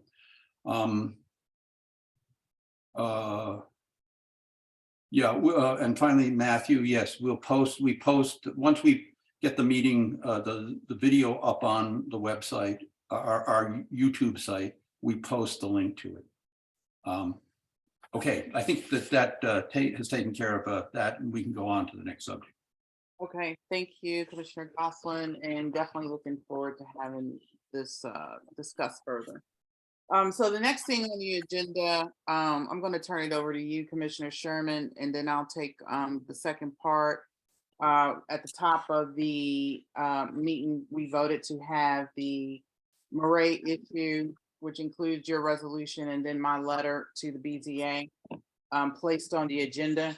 How do you want to proceed with your resolution? Well, first of all, I just want to clarify for everyone who's listening with respect to how this matter has come up for consideration tonight, voted on by the commission to add it to the agenda. I want to make very clear that I had asked previously that it be included on the agenda and was told that it was too late, even though I was 7 days ahead, and then asked that it be amended, the agenda be amended in the meantime prior to the meeting so that this particular item could be properly noticed as part of the agenda. That didn't happen. And even though it wasn't admitted onto the agenda when I asked, and the agenda wasn't amended, the resolution was nonetheless posted at the website as a naked document, not attached to any item that would be up for discussion necessarily for the public to see. I understand as well that what's going to come after this is what I just got at 4:30 this afternoon, which is a proposed ANC 34G response to the Friends of the Field motion. This wasn't noticed. It wasn't on the agenda. The public had no idea this was coming up. We've had hardly any time to assimilate it or understand what it is. And it is, of course, linked to the broader issue that we would be discussing in the resolution. That's why I asked that we postpone this conversation, not because I hadn't originally asked for it, I had, but it didn't get on the agenda. And as a consequence now, with additional information coming, this proposed response, which none of us has seen for the last 2.5 hours, we've seen it, 3.5 hours. I don't think it's fair to the public. It doesn't give the public an opportunity to weigh in and understand what we're talking about or doing. And it occurs in this broader context of our commission operating in a way that the public can't understand and don't understand why there isn't greater transparency and openness. So I am asking what's going to happen after this so I understand the context overall that this conversation is taking place in. Commissioner Goslin? I'd just like to say, Bruce, that I'm suffering from a kind of whipsaw here. I mean, for more than a week, you have been pounding this issue of bringing this up. And our chair said this is, said it was going to come up by amendment to the agenda. I mean, I'm looking at this list of participants, and having been involved with hearings about the Maret proposal going back to the fall of 2021, I'm so confused. There were so many hearings over such a long period of time. I recognize these names. There are 94 people here, and an immense number of them are people who have been active on the issue of Maret. Now, I'm so for most of a week, you said you want it discussed. The Chair Gore told you how it was going to come on the agenda. I assume these people are here because they heard either from you or from the friends that this issue is going to come up. Why don't we debate it? And why don't we make a decision? Why is that opaque? And why is that not fulfilling our responsibility to be transparent to the community? Because, Peter, it was not put on the agenda in advance, as was requested according to our bylaws. I don't know why that's so hard to understand. Well, I don't want to get into a debate. I mean, it's been transparent enough that an immense number of people who have been deeply involved in this issue over a very long time are here tonight. Why is it serving the community purpose not to discuss this issue with the people who are here tonight? Peter, I would repeat myself, and I don't want to do that.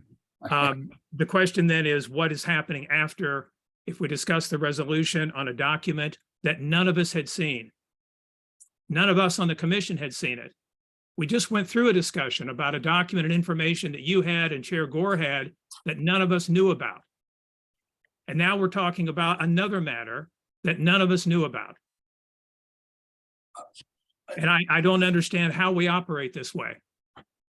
It's not transparent. It's not straightforward. And yet we're being asked to talk about it. And what's going to follow if we talk about the resolution is the proposed response by the ANC to the Friends of the Field motion. None of the public has seen this. It's not been on the agenda. It was admitted, yes, because the commissioners just voted to have it on. But we could have voted to have on reading the telephone book. This is, I just don't understand this. So let me just put the dates in perspective, which I think that will help a lot. The Friend of the Field filed its motion on February 23rd, right? Our meeting is on February 27th.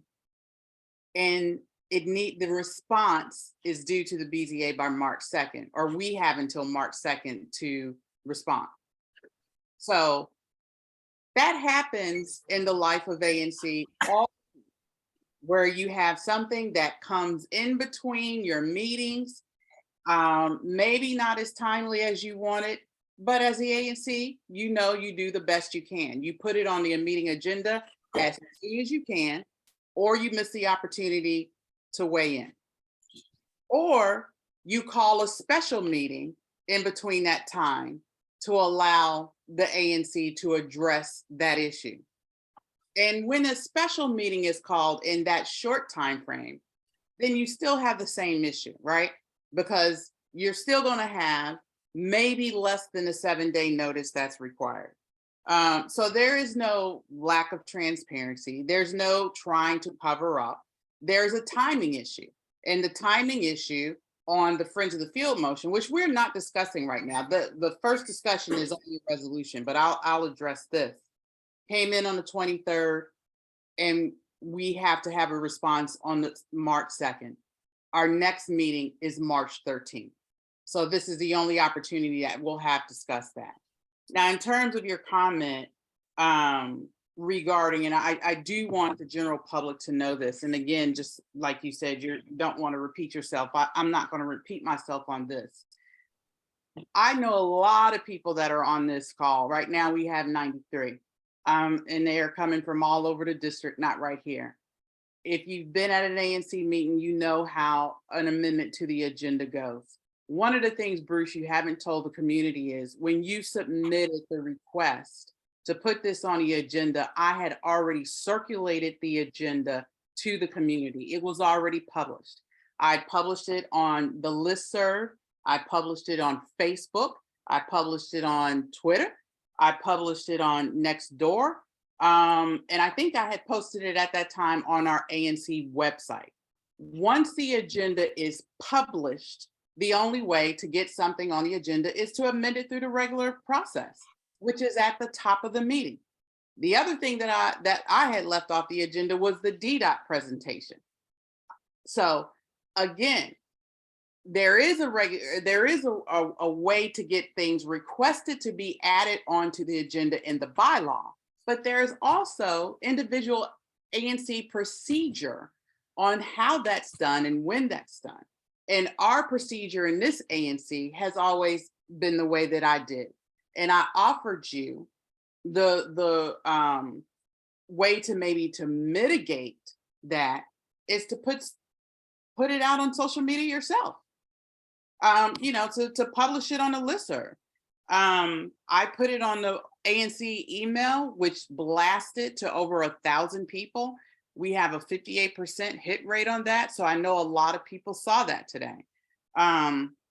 So again, and I'm only saying this to the general public to give the entire story, to make sure that you guys know. And a lot of people sent me emails with misinformation that Chair Gore refused to put this on the agenda. That's not correct, folks. Chair Gore is not that type of person. I am going to follow procedure. I'm not going to make up procedure as I go. I've been on this ANC long enough to know how past chairs have handled that. That's the way I will continue to handle it. And you know, this is a mechanism of the ANC. So that is that. In terms of Bruce, I will ask you again, what do you want to do with your resolution? Because that is where we are in the agenda. Either you want to move your resolution into discussion or not. If you don't, then we can move on. Well, what I want to do is again indicate that with respect to the agenda, there is a procedure in our bylaws for amending agendas. They do not have to be amended at the time of a meeting. They can be amended in advance of the meeting by the concurrence of the commission.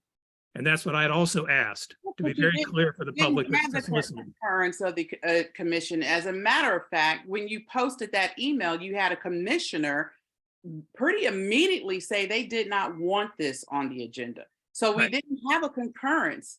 So again, I want to ask you if you want to move your because that is where we are in the meeting. The discussion is on your resolution. Do you want to move it into a vote for discussion or not? Let's move forward. So yes. So then go on and please make your motion. So what I want to provide to the public so that they understand the context for the resolution. As a new commissioner, I have been very keen to understand first and foremost what the statutory authorities are for ANCs, our ANC and any ANC. In fact, I wrote to the commission, the fellow commissioners on January 16th, 5 weeks ago, and noted in my memo to the commissioners that since I'd been asked to join the Maret task force at the November 28th ANC meeting, that I'd sought to understand the remit of the task force in the context of the ANC Memorandum of Understanding and in the context of DC Code and ANC bylaws. And that I had posed a number of questions to commissioners, the prior commission, task force members, as well as the Office of the Advisory Neighborhood Commission, and hadn't gotten complete, full answers to my satisfaction addressing authorities of the ANC. In fact, when I joined the commission, then was sworn in on January 2nd, I continued to ask questions about that. And indeed, My asking questions about that resulted in the referral to, in part, the referral to the OAG on the authority of any ANC to enter into a legally binding contract. That then was captured as a question that Chair Gore, on behalf of the commission, put to the AG with regard to those authorities. And that question was, can the ANC enter into an agreement with a developer over conditions for the design, construction, and operation of a project within the ANC? That was the question. The AG, in its response, which many of you have read, but if the public has not read it, their response came back. In our view, the Home Rule Act and the ANC Advisory Neighborhood Commission Act do not authorize an ANC to enter an agreement with a developer over the conditions for the design, construction, and operation of a project within the ANC, outside the context of an administratively enforced settlement agreement. So I was concerned about the statutory authorities of the ANC. The question was put from the ANC to the OAG, and we received that answer, that the ANC does not have that authority. So my concern has been one of, are we adhering to our statutory authorities? Are we operating within those? And if not, then what happens as a result?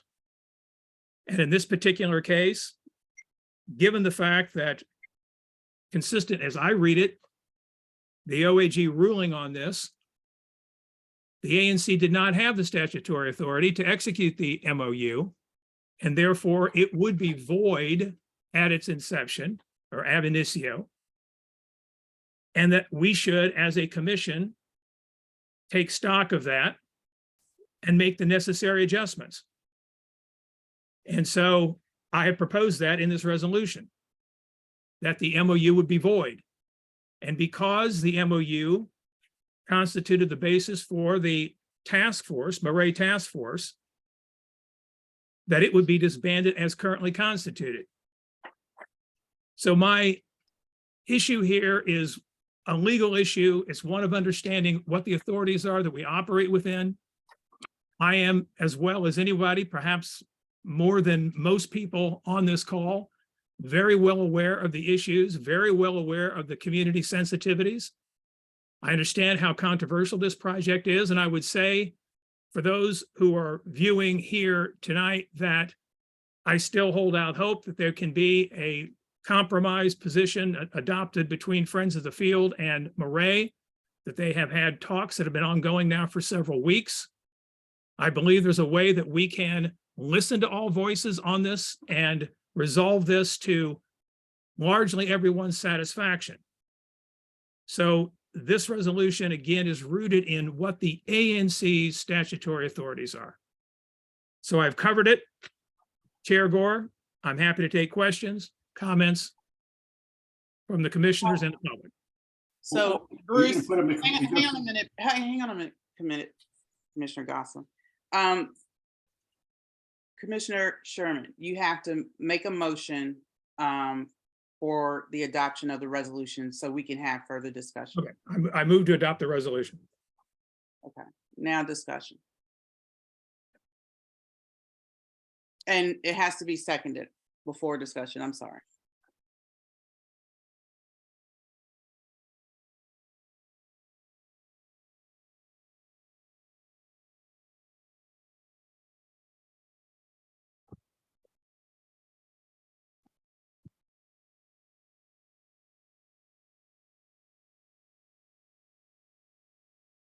Commissioner Sherman, do you want to call for a second? Is there a second?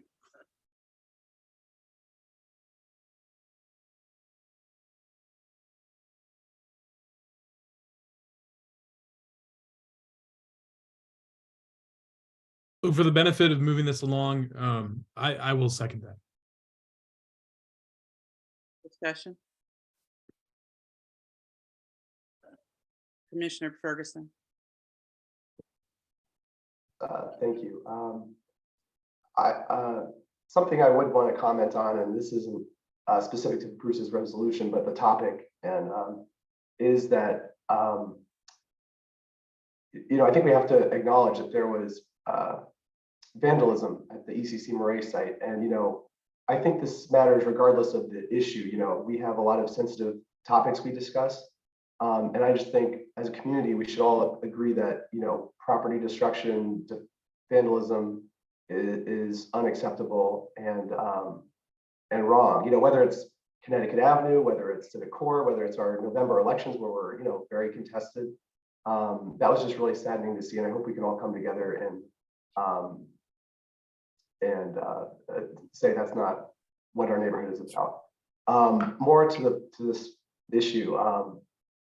A couple things. One is I just comment that I was interested in the legal. Bruce, I noticed you've called it a OAG ruling, and I saw you say that in email. And I fire off emails quite quickly, and I don't want anyone nitpicking my word choice. But you said it again here, OAG ruling, and they're the Attorney General. My understanding is they do not issue judicial rulings. The website is legal advice, advisory letter. So I don't view it as a ruling. Just and I was interested in what OIG had to say, but they have written on this before. In 2015, they wrote, ANCs cannot enter into enforceable agreements. They wrote last year about ANC agreements. So I just want the community to know.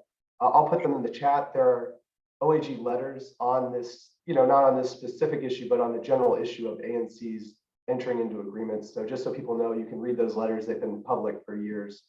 So those are my only comments right now. Thanks. Commissioner Nash.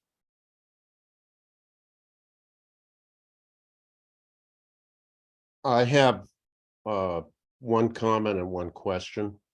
My comment is I do not read the OAG opinion the same way that Commissioner Sherman does.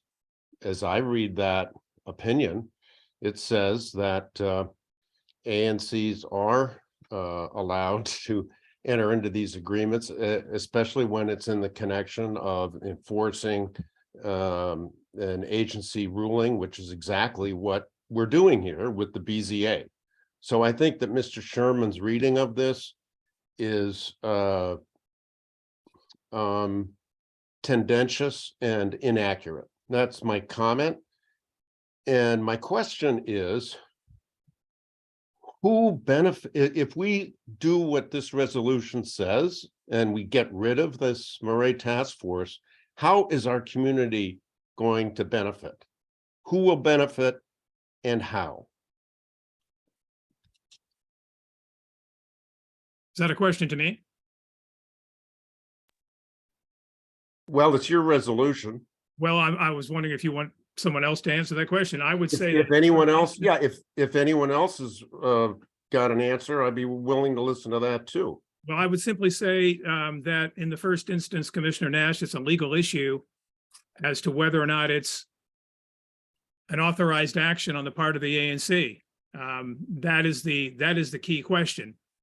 I would note that in the AG opinion, with the part that concerns a settlement agreement, the AG wrote that there's this notable exception that in some administrative proceedings before a district agency, the ANC may enter a community benefit agreement that is essentially and might be called a settlement agreement.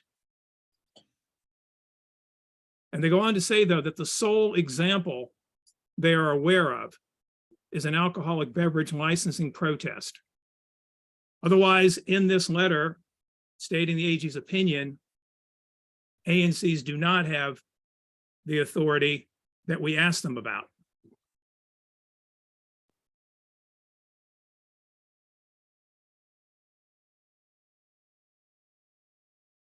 Yeah. There's someone has a hand up. Yeah, well, I'm going to follow. I want to follow up on that. To me, these are legal abstractions.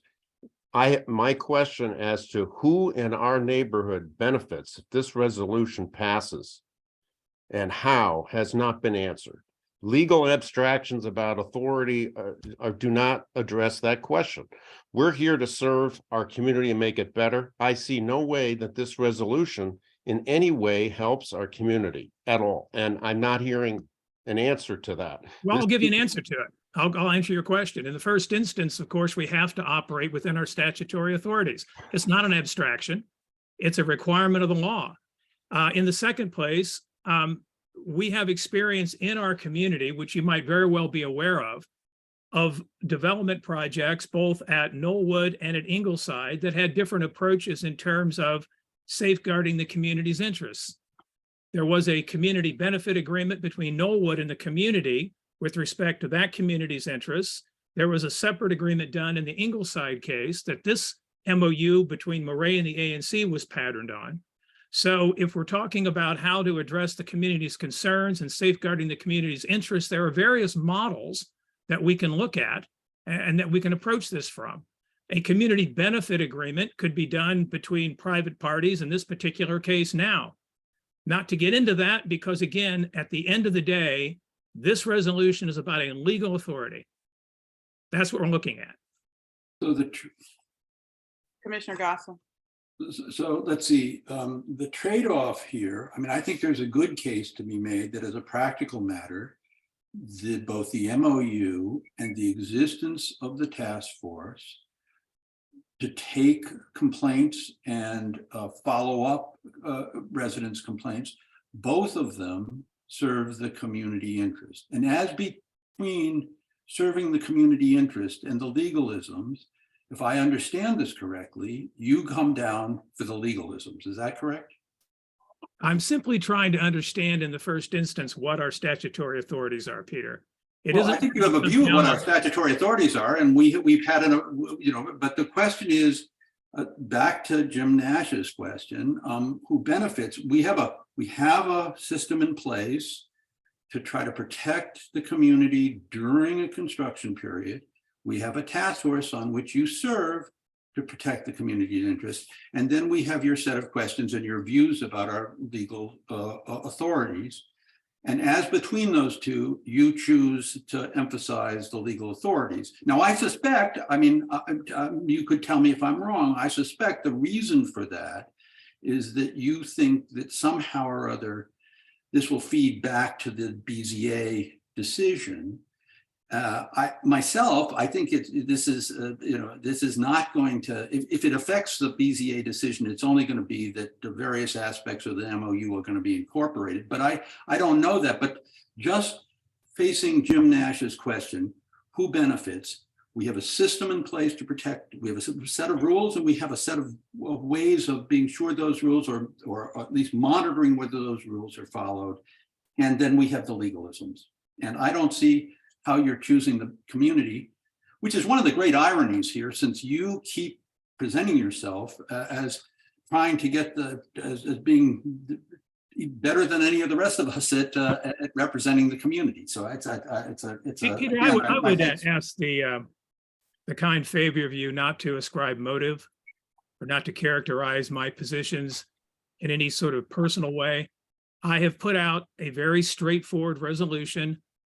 It was based on an inquiry that our commission sent to the Office of the Attorney General for clarification. We received their opinion. Their opinion is relatively, in my view, straightforward. But I would urge us, if we have further questions, to have the Attorney General come forward and amplify on their opinion. I believe we have to operate within our statutory authorities, as I've said, and that's what this is about.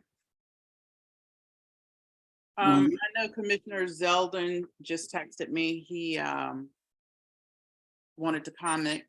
Michael, if you're on, you can go ahead.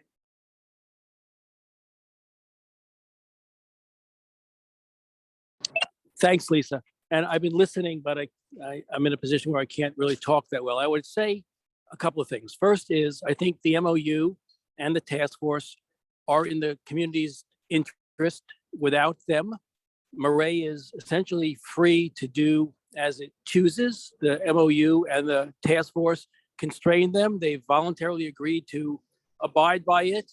And there's absolutely no logical reason why we would remove that check and balance on them from our community. Second, with respect to the Office of the Attorney General order, it is anything but clear about what the ability of the ANC to be involved on a voluntary basis with the Maret school. The last line of the letter says that it seems to imply that the task force can remain in effect, that the MOU may be voidable if someone goes to court, which we believe the Friends of the Field will. But until such time as the Friends of the Field go to the court and the court tells us that this contract is void ab initio, the OAG's letter does not supply any support for the view that it is void ab initio as requested in the resolution. And so until such time as that occurs, or the BZA issues its opinion and determines what it wants to do with respect to the MOU, I think that voting for Bruce's resolution is illogical. So that's my point of view. Thank you, Commissioner Sheldon.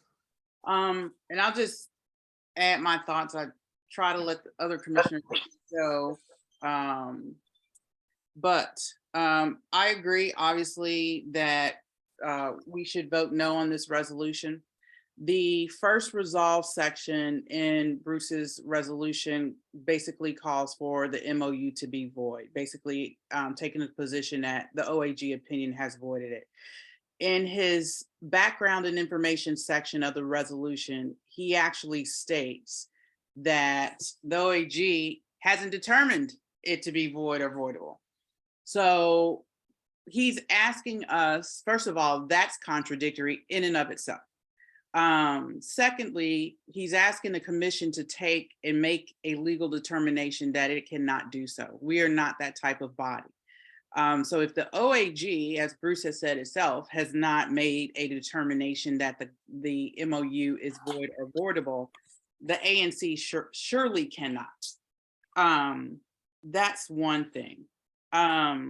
Secondly, the OAG clearly does cite exceptions to where the ANC can enter into agreements. And it talks about the one that Commissioner Sherman talked about, which is the alcohol beverage protest.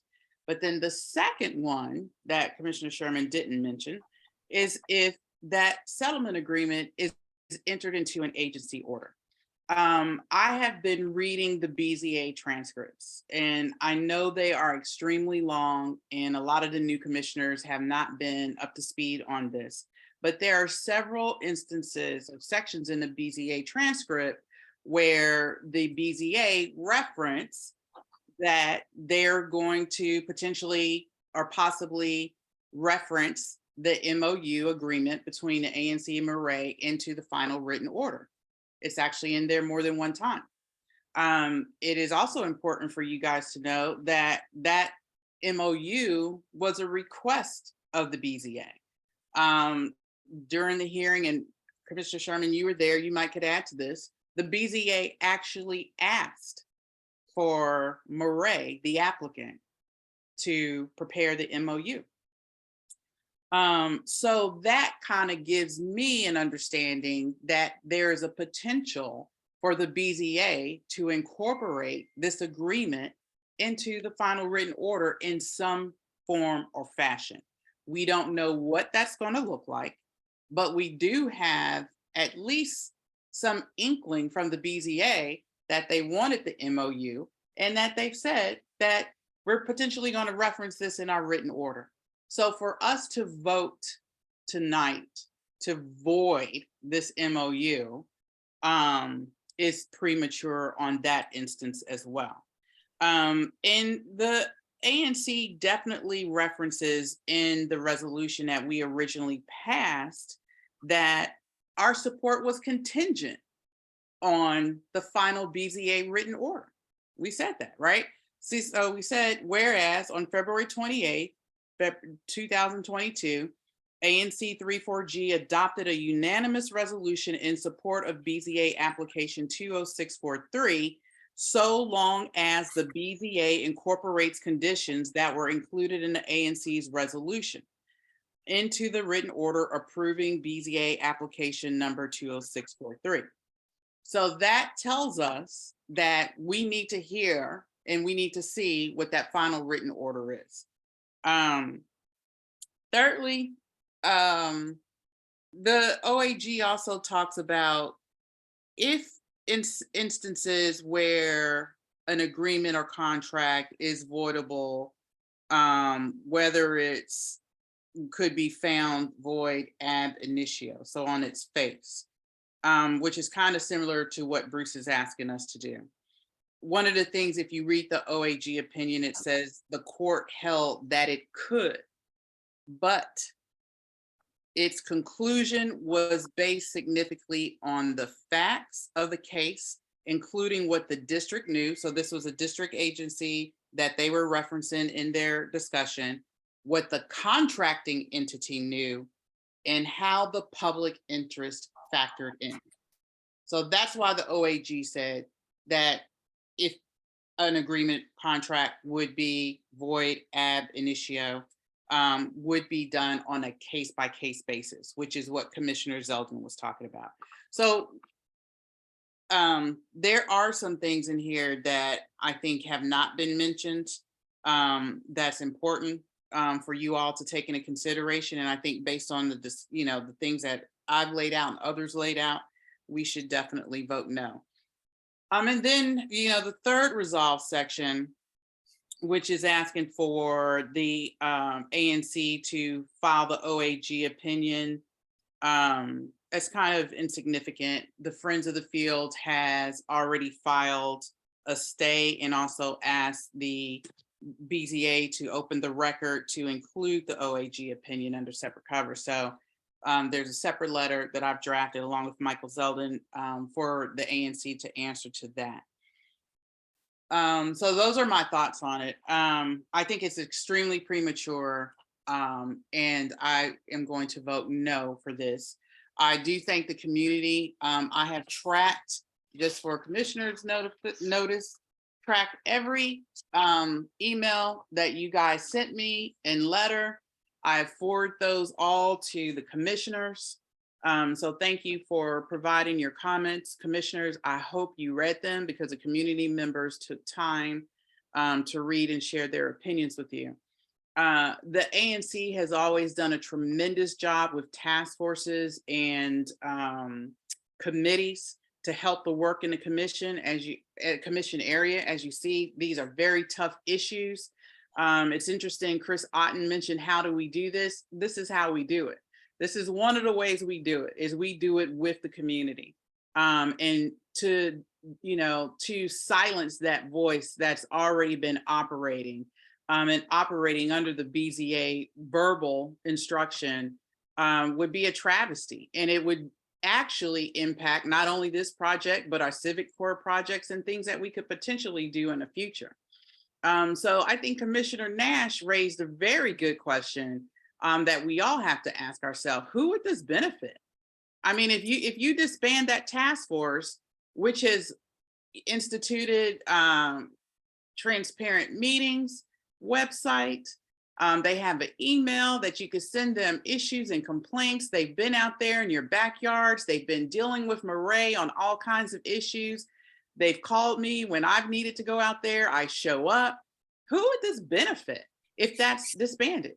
Where does all that go? And there's nothing in the OAG order that calls for this. And it's not the only way that we can handle it. The resolution that we initially drafted clearly hinges on the BZA final written order. If that order does not incorporate conditions or addresses the conditions as we cite in our resolution, then we have to go back to the table. But it doesn't mean that we have to disband the task force. We can reiterate the task force in another form. It doesn't mean any of that. We have a lot of flexibility to do what we need to do, but to do anything at this point in time is premature. And I would urge the commission to vote no.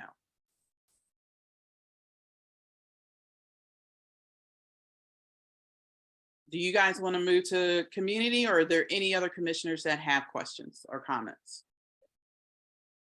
Well, can I just say that I understand that this issue of the development of the field was and is a controversial one in Bruce's SMD. We did a very long series of hearings, and since I was secretary at the time, I had to transcribe a lot of them and put together minutes. So I'm vividly aware of the length of those hearings. I understand the decision went against the Friends of the Field, Bruce then and the steering committee. And I understand it's often a bitter pill when a community decision goes against you. Have had the experience having lived next to what became a very large apartment building. But much of the discussion in this new term has, I would just say, in this new term of this commission, we have devoted an immense amount of time to this issue, which I think as a substantive matter, we've already decided as a commission. And I think there are a series of incredibly important new issues coming up, with community center library being very high on the list, that we need to deal with, and that we need to put this behind us. And that doesn't mean that everybody's going to be satisfied, and it doesn't mean that we're insensitive to the fact this is controversial in the neighborhood. But we made a decision, and I don't think the substance of that is going to change. And I do think that as a practical matter, the system that's in place that Bruce's resolution asks us to dissolve protects the community, doesn't hurt it. Commissioner Nash?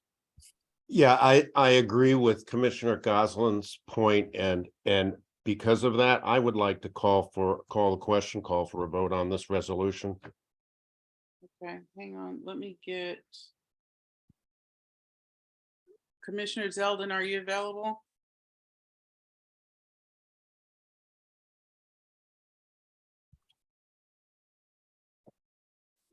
Chair Gore, do you wish to have any community input? I do, but parliamentary procedures, when the vote is called for, we have to take the vote. So and the commissioner has a right to call the vote. I was just checking to see. I know Commissioner Zeldin is. I'm ready to vote. Okay. So just to be clear on parliamentary procedure, even though people wish to enter the conversation, we're not going to allow that? It's not, Bruce, it's not a position of allowing it. Parliamentary procedure is when a member calls for the vote is to be taken immediately. I mean, if you're all about procedure, that's the procedure. I don't know what to tell you.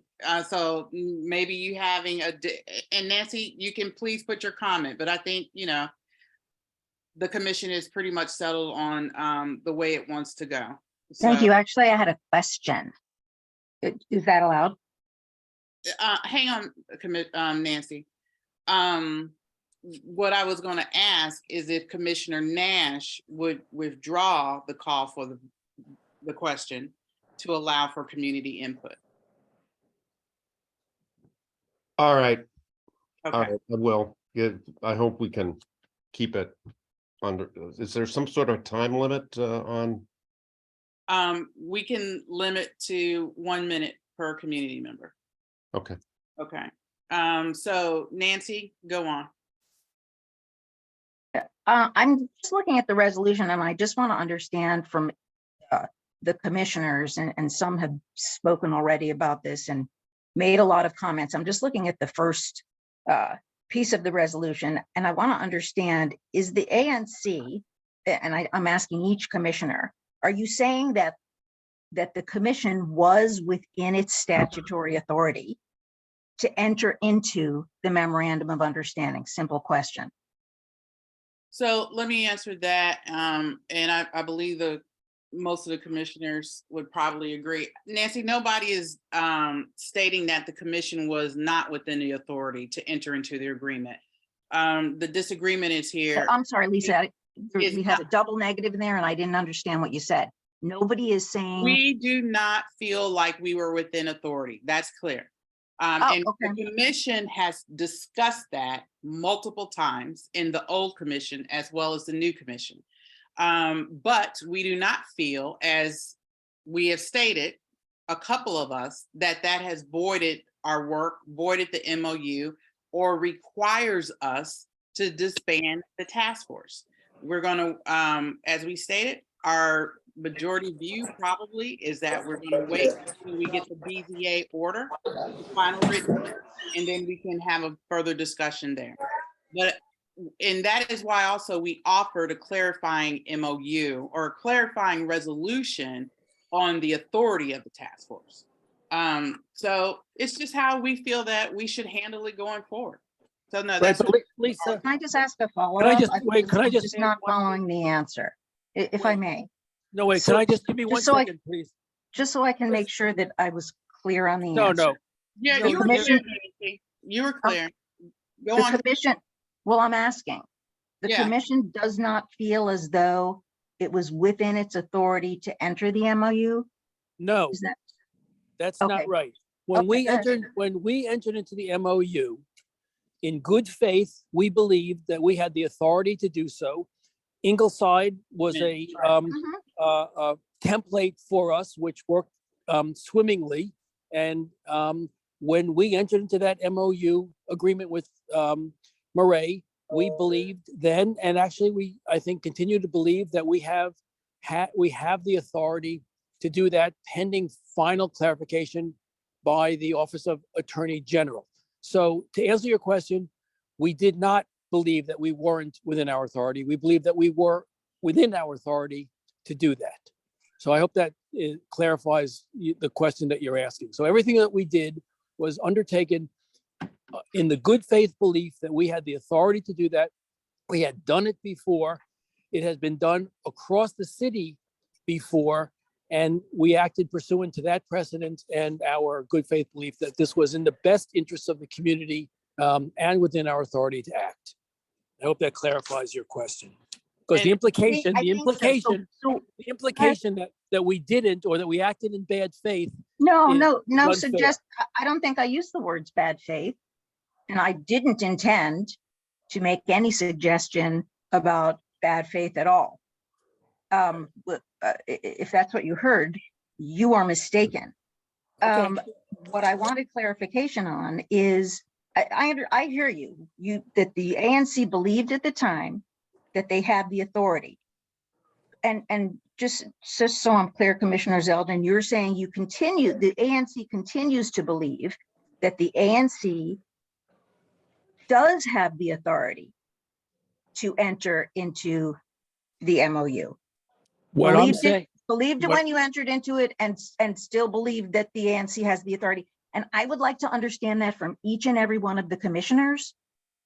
well, so I'll answer it myself, which is to Okay. say, I believe at the time we entered into it, we had the authority to do that, or we believed in good faith that we did. Okay. I think that the Office of Attorney General opinion is less than fully clear about what our authority is. If you look at the very last paragraph of it, it talks about the ability to continue to have the task force operate. It says that the contract may be void or voidable, depending on what a court says, and that there's precedent for other agreed to MOUs of this sort. So what I'm saying is, I don't know that we don't at the moment. There's your double negative. I don't know that we don't. And the motion to void ab initio the MOU and disband the task force is making an assumption of law that I don't think has the authority to make, and I don't know if it's correct legally, which is why I say that the resolution should fail, and we'll wait to see as the future unfolds what the BZA says, what the OAG says, when they come back to us with follow-up questions. So the resolution as now stated is, I think, legally incorrect and premature, which is why I intend to vote against it. Got Okay, it. thank Okay. you, Nancy. We're moving on to the next community member question. Commissioners, we've had a round. Thank you, Michael Zeldin, for clarifying it. You're exactly right and much worded it much better than I did. Any other community member with a question? Raise your hand. Seeing no hands raised, I call for the vote. So the vote is on approving the resolution. Michael, since I can't see you, I'm going to call for a voice vote of each commissioner. Starting with myself. Gore votes no. Commissioner Gosselin. Votes no. Commissioner Zeldin. Is he there? Commissioner Zeldin, are you still on? He's muted. You're muted, Michael.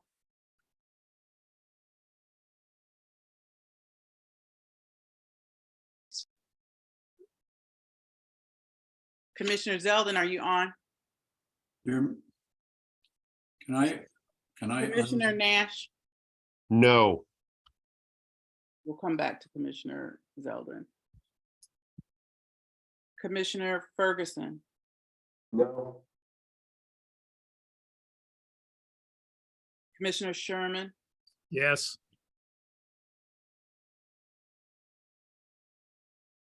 Commissioner Lynch, No. and Commissioner Zeldin, last call. She's still muted. Commissioner Zeldin, what, let me call him.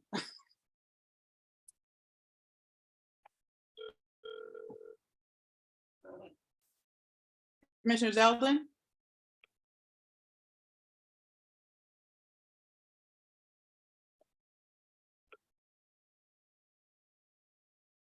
Yeah, he is muted. If it goes to voicemail, we miss him.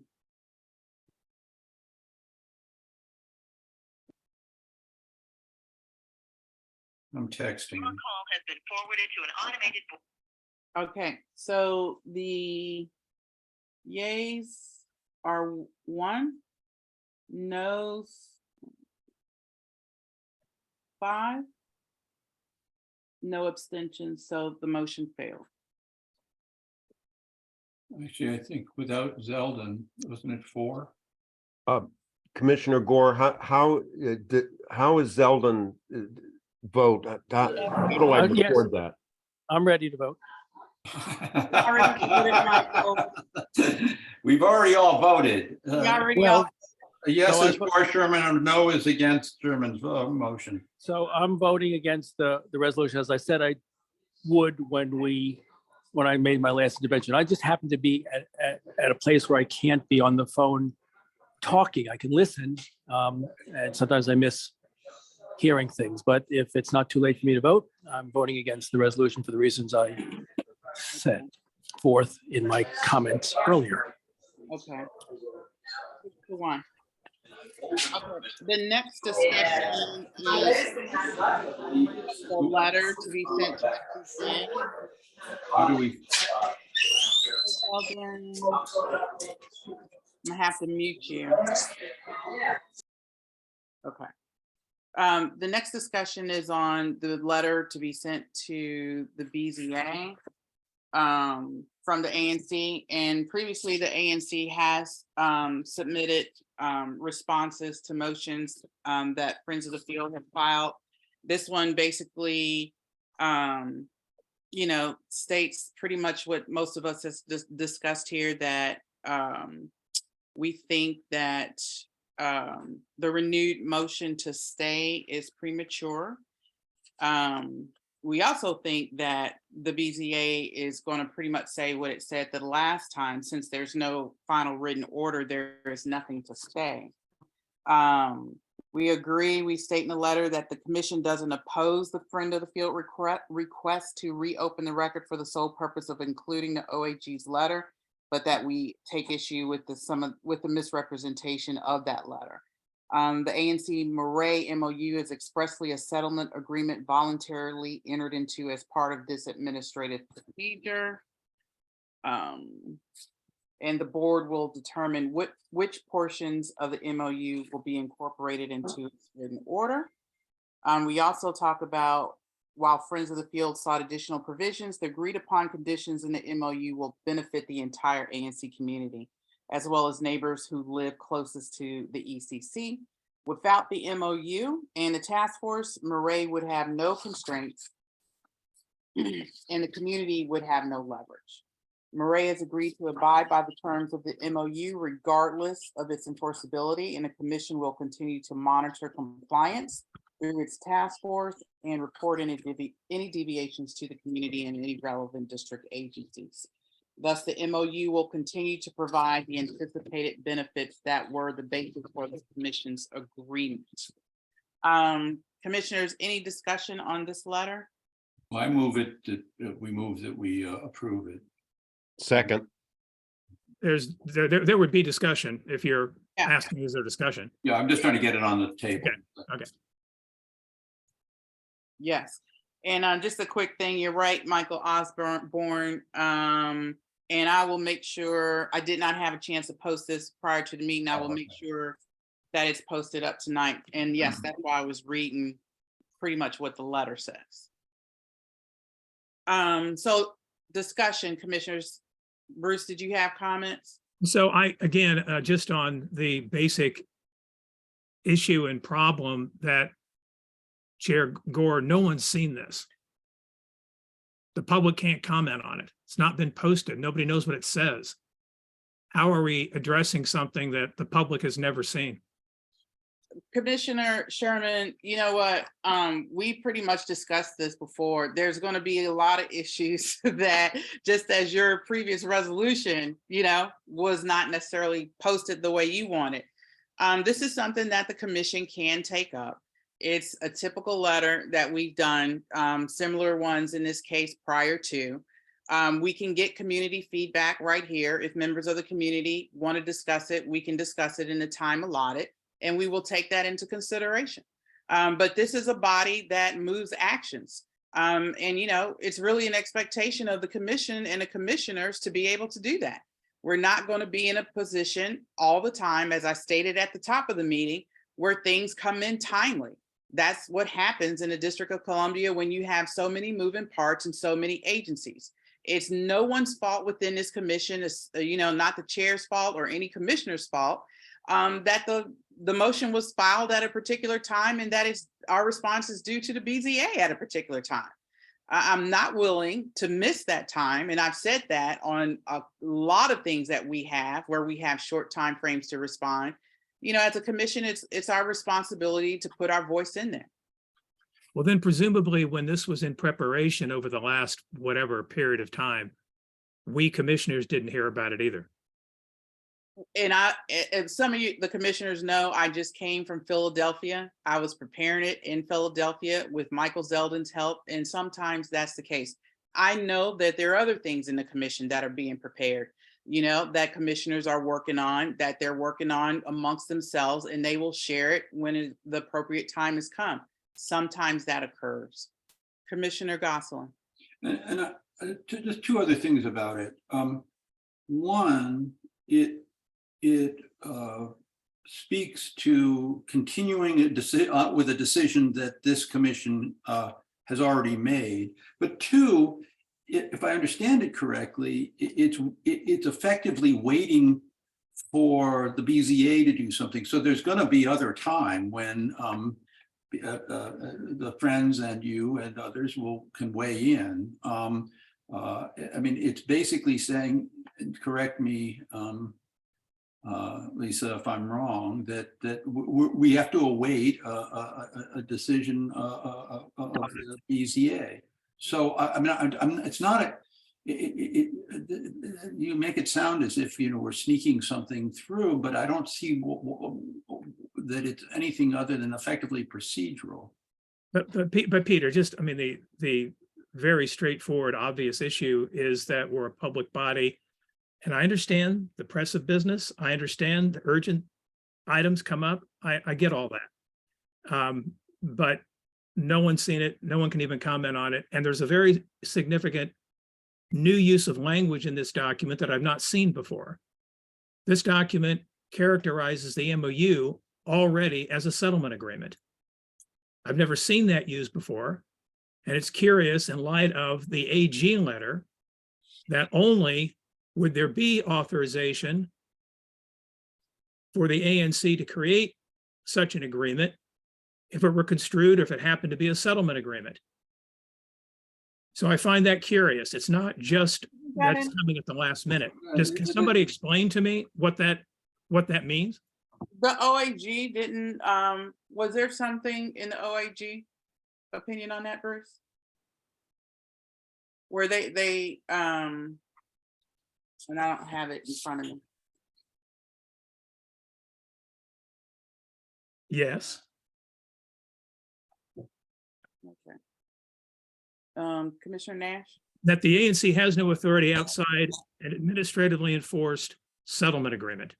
And now all of a sudden the MOU is being characterized as a settlement agreement. Who wrote this? Me and Commissioner Michael Zeldin draft. Okay, what do you mean by settlement agreement here? It's virtually a settlement agreement between the two. Whether you term it MOU, you could term it agreement, you could term it's in effect a settlement agreement. It's an agreement between two parties, a mutual agreement. But what has been settled? So would you like to change? So we're not going back and forth, Bruce. What is your actionable item? What do you propose to change? I will accept a friendly amendment if it's appropriate. Well, I have to tell you, I haven't even been able to absorb this. Okay. Again, it's the problem that we're dealing with here. I'm just seeing it and reacting to it. I know. And the only thing I can tell you, I have been in that position 1,000 times in the ANC. And I'm just kind of lucky in the sense that, you know, I sit by my email and I try to get through everything right away. I understand that it takes time to resolve some of the documents and things that come before us. I've explained it. I think I've explained it thoroughly, and I think people can make a comprehensive decision on this. Okay. Commissioner Nash. Yeah, I wanted to respond to Commissioner Sherman's comment there. I am all too familiar. I'm more familiar than I would like to be with this whole issue. We've spent way too much time on it, in my opinion. This letter is boilerplate, and aside from the legal pedophagy that you're doing with this, as you did with the previous one, it's really all, we've talked about this a million times. I'd like us to vote on it and move on to more important issues. That's all well and good. I would just have to say that I don't characterize other commissioners' activities as pedophagy. I don't use pejorative adjectives to describe what other commissioners are doing. So I would just again kindly ask that that not be used. And I would expect Chair Gore that you would enforce that. Sure. Commissioner Gosselin? No, I just take my hand up. I thought Commissioners, Zach had his hand up. so let me move to two community members. Elizabeth McPike, then Jonathan Axelrod.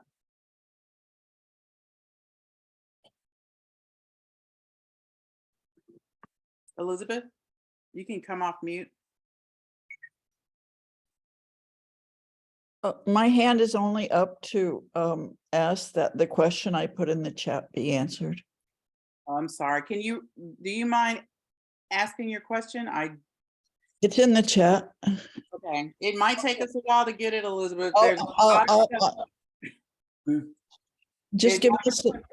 If you just ask the question. I'll find it. It's not. It's Elizabeth, it's the before you close out this evening. Yeah, that's it. Before you close out this evening's meeting, I request that each commissioner answer a short, straightforward question. I have asked this question twice, actually at least twice, on the Chevy Chase listserv, but only one commissioner answered or responded to me. Here is the question.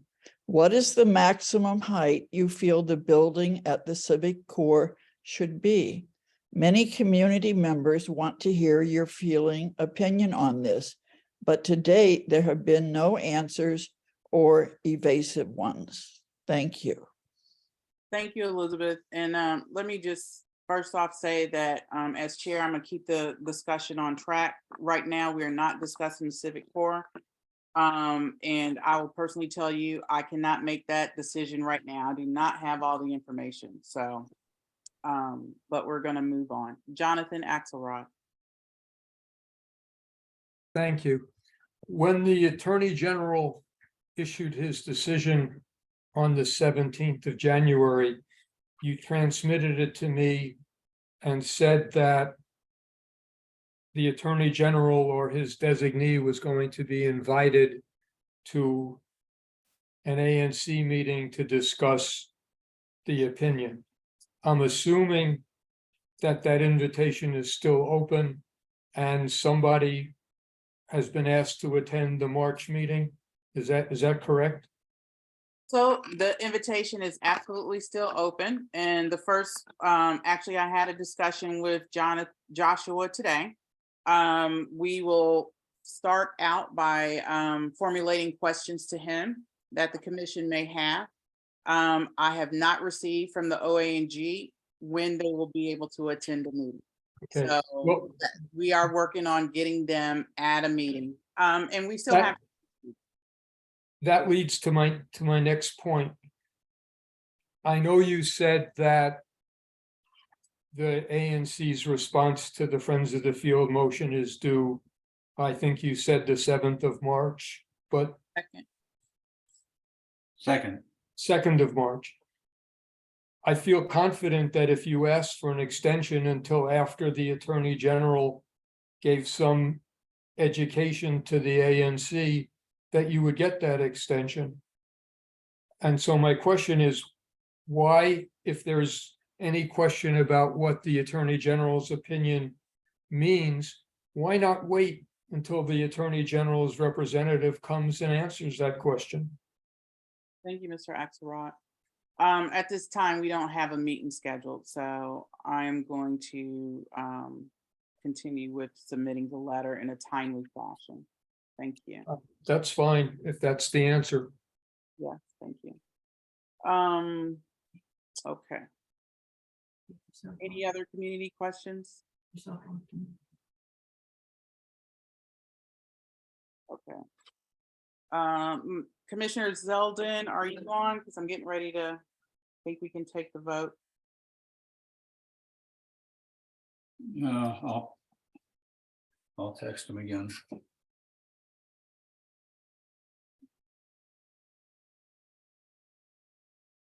Chime in just while we're waiting, but I would just say, I think our normal practice is, yes, we love to have ample notice. There's things we love to get in front of the community well in advance. And that was my question. I'm a new commissioner. Wasn't involved in the MOU when it was originated. And I would, my first question was, can we put this off for a few weeks? But I understand there's a March 2nd deadline, and we'd be losing something if we didn't act as well. Thank you, Zach. With that, I call for the vote to accommodate Commissioner Zeldin. I'm going to do a voice vote, starting with myself. Commissioner Ward votes Voting to support the letter? yes. I vote to support the letter. Okay. So Commissioner Zeldin votes yes. Is that correct, Michael? Michael? Come on. He said yes. Oh, God, I know you did, but I just want to be clear. Commissioner Ward votes yes. So I'm just going across my screen. Commissioner Gosselin. Votes yes. Commissioner Nash. Yes. Commissioner Ferguson. Yes. Commissioner Sherman. No. And Commissioner Lynch. I will abstain from this vote. Thank you.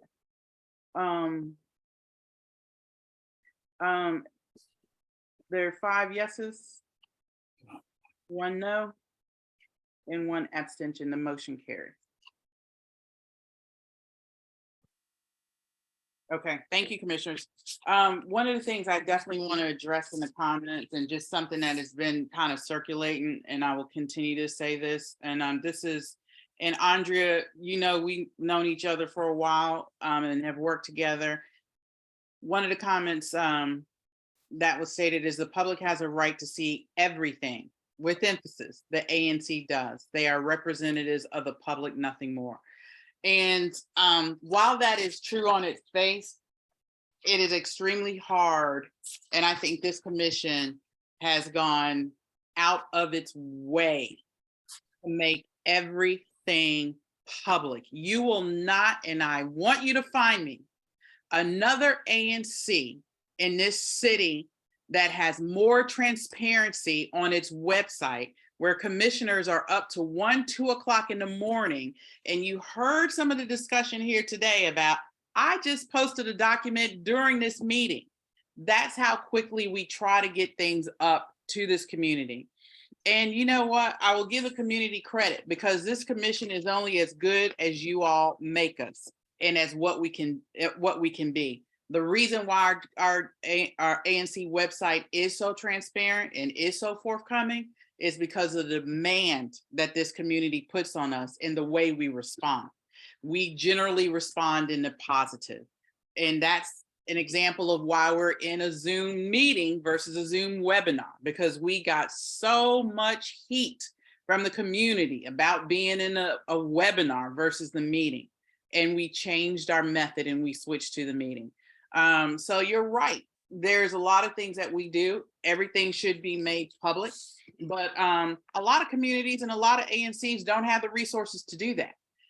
When I first came on the ANC, the old commissioners will tell you, I would have had to quit my job to do this role.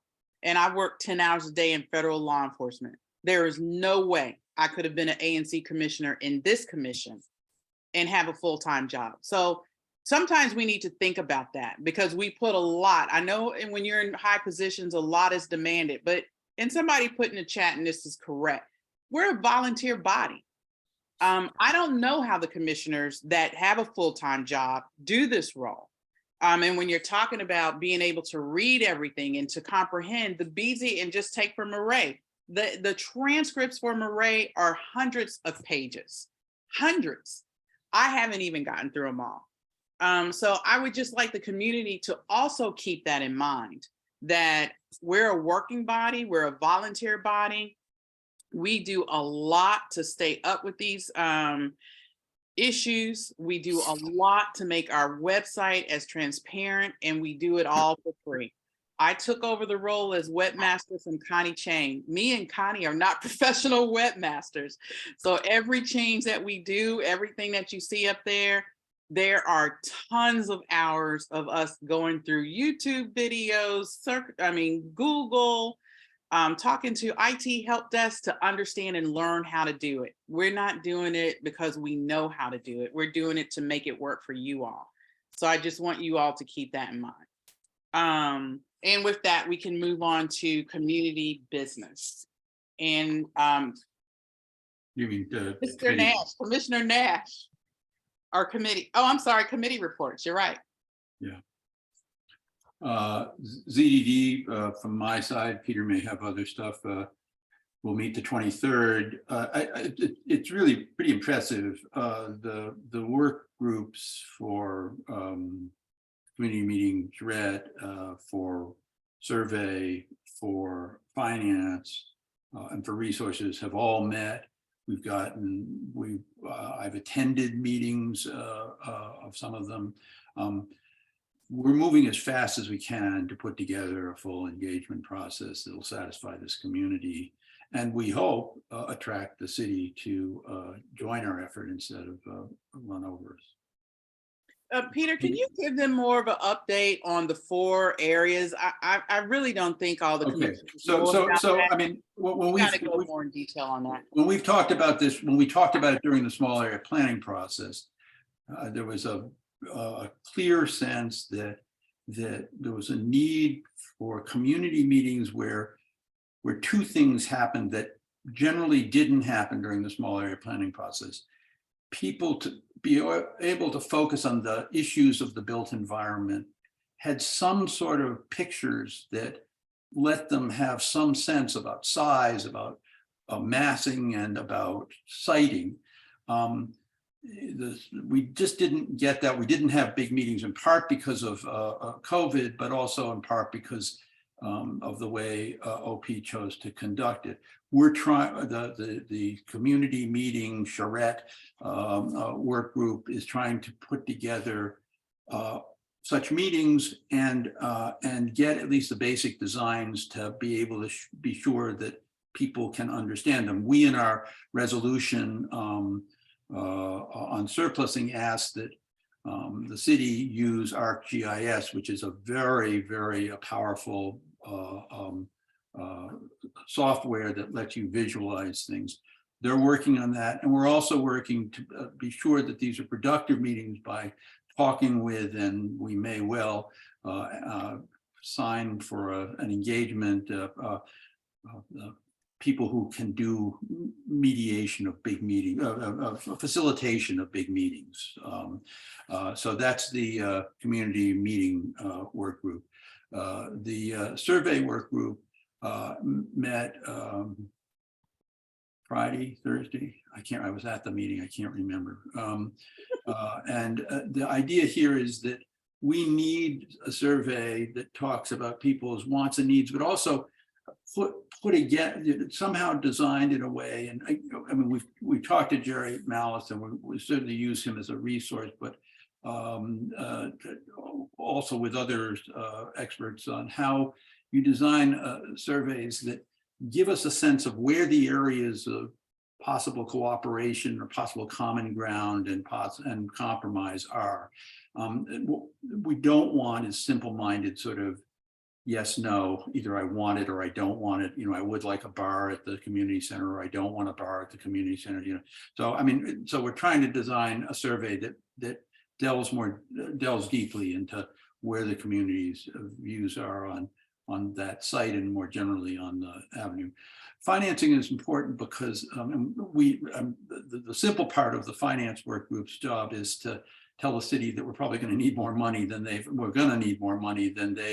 have put aside for the community center and the library. But we also want to understand what are the financing options for affordable housing and what the pluses and minuses are for various ways of financing means.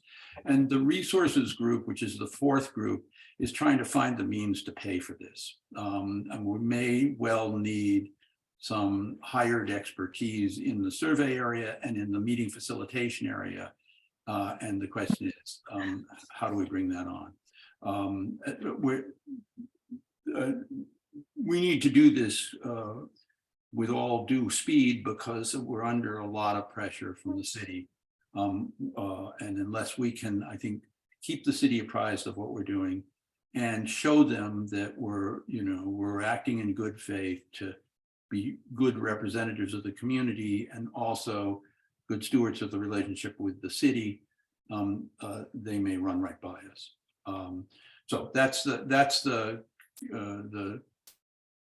are the 4 groups, and those are the rough mandates. Peter L., do you have other stuff you want to add? Yeah, I was just going to say, Mr. Sucker from DIMPED was open to meeting with some of our groups and from the community. So everybody on the call right now, stay tuned for some of those events coming up to hear what he has to say about upcoming plans. That should be very helpful and enlightening. Thank you, everybody on the commission that has been doing all this work. And thank you, Peter and Lisa, for also doing so much work on all this. There's a lot to handle and there's a lot to digest, but everybody's working really hard to get a handle on everything. So thanks. Any questions, commissioners, on that committee report? Okay. Peter, do you want to raise Miss Elizabeth? Do I want to do what? I'm sorry. Raise Miss Elizabeth. She has her hand up again. I- The question is on the civic core. Hang on, Miss Elizabeth. Sorry. I'm assuming it's on the civic core. Yeah, no, it is. She said she put a bunch of, she put the question in at the end. You know. It's the same question I had before. I would just like to, I don't know what's funny, No, Commissioner. I mean, no. It's the same question I had before, and I would just like each commissioner to answer, to say, you know, at that location, which we're all familiar with. I mean, you know, I've lived here since 1979, so we're all very familiar with that location. For each commissioner to say at that location, in my opinion, I think the maximum height should be, and you could either do feet or stories but for Commissioner Gore to answer me by, as she just did in the chat, by saying, I think this is kind of a quote, Commissioner, by saying, I don't have enough information to answer. And I don't. Let me hang on, Peter. Hang on, Peter. But I think you have enough to have an opinion. So why should it? No, actually, Miss Elizabeth, I am not going to give my opinion on that because I don't have all the information. I don't know what the final zoning is going to be like. It's right now in draft. We just passed that out. We're debating right now, you know, the lot coverage is 80%, maximum height might be something different. I want maximum affordability on there. There's so many factors. And then the community is a big factor. I know that there are going to be members in my community that are not going to be as comfortable maybe with maximum height that I'm going to be. But I'm not going to put my opinion out there and impose my opinion on the community when I don't have all the information. And I don't have all the information. You don't need all the information. We are just talking about, we are just have an opinion on height. I am not going to give an opinion, and I'm not going to just go through this anymore. And I know the community wants to move on about height until all the factors are brought out from OP and DMPED and the community. The ANC is trying to extensively engage this community in what it wants to see in the civic core process. And as much as I have my own opinions, most people that know me very well know that I am a big community-oriented person. And I am going to seriously consider what the community wants to see on that site. So it would be premature to say what I would want at this time. With that said, Commissioner Gosselin. Yeah, and Elizabeth, look, I've made very clear that my personal view is the proposal that we've seen from OP allows a building that's too big. But in part because the small area planning process was so faulty in my view, that we don't have a sense of where there's room for cooperation, there's room for common ground, there's room for compromise.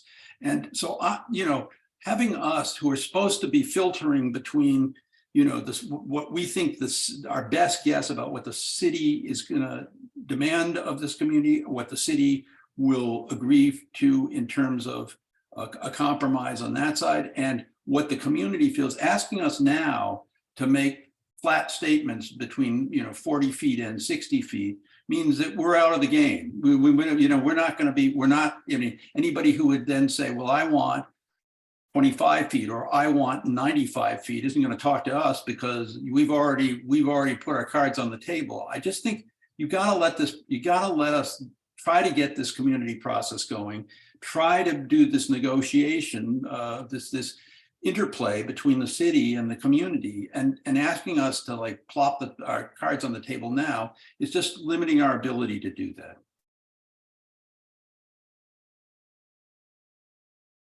Well, Peter, are you done on your report? I'm set. Peter, are you finished with your report? Yeah, I am. Okay, just making sure. Okay. So the next report is Racial and Social Equity Standing Committee meeting, and we had a meeting, I believe, last week. And Peter, more so for you, there's a couple committee members that definitely want to participate with the Zoning Design and Development Committee. They are very concerned on race about Black home ownership on the site, and want to work with your committee to do that. So I have some committee member names that I will pass on to you. If you could maybe figure out where they could fit in this process. Another thing that was also raised, so that was a big part of our discussion, pretty much the entire part of our discussion, is if maybe you or a committee member can attend one of the next upcoming race meetings. Yes, sure. Just kind of Sure. go over with the whole committee where you guys are, but I will pass those names on to you in advance so you can plug them into the process. Lisa, when's the next meeting? It's on the website. I'll post it before we get on. Here, hold it. I got it on the calendar. But I think that'd be a great idea to link the two groups. Yep, they're definitely going to link up. Yeah, I agree.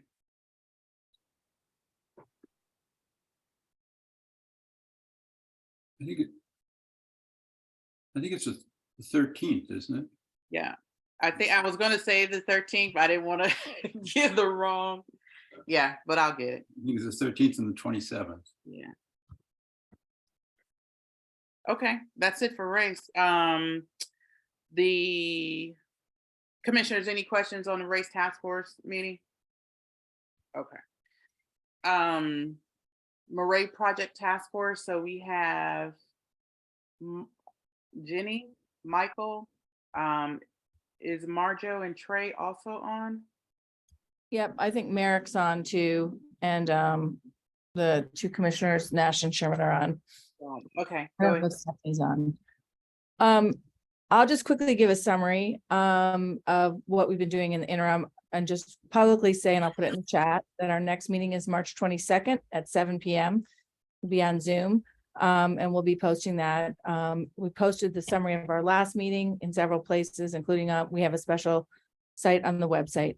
In the interim, the task force has been really just trying to focus on input from community members. We discussed at our task force meeting at our last task force meeting, we talked about some concerns about some of the contractors had gone onto private property. We met with those commissioners. We shared the information with the task force. We talked directly to Maret, and they agreed that it was inappropriate. The head of the construction team went out and met with the concerned neighbors. And I think that's hopefully a good precedent. There's also been some concerns about vandalism. I recently sent a note to the two commissioners I happened to witness, and then Stephanie Nash also posted something today on the listserv, which she also asked to be cross-posted on the task force, even though it's not in our official remit, it's about the site.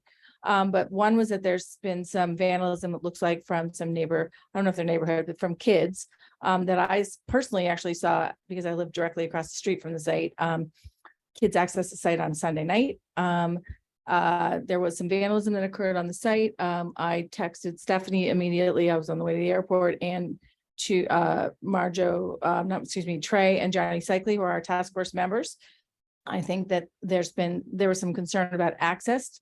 People went from the ECC site onto the field. I saw them both access the ECC site and the field. So that has, I'll be posting a full account of the note I sent to the other commissioners and Stephanie's note about what happened there.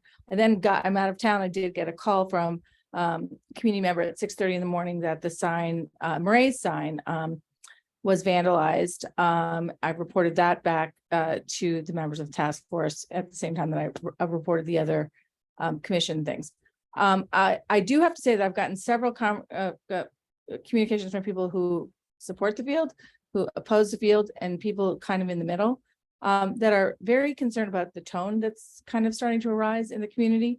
And I want to thank Commissioner Ferguson earlier for just acknowledging that. I'm watching the chat. I just really urge my own commissioner, Commissioner Sherman, and everybody and all the other commissioners to please do what you guys can to just lower the temperature. and just try to remember that kids go to the they go to the ECC, kids go to Maret. There's a lot of free expression signs that are out there that are, I don't personally agree with, not having anything to do with my position on the field or not, just living in the neighborhood. It kind of makes me sad to see that kind of stuff out there. So I just, that's a personal expression. On the task force, we're going to listen.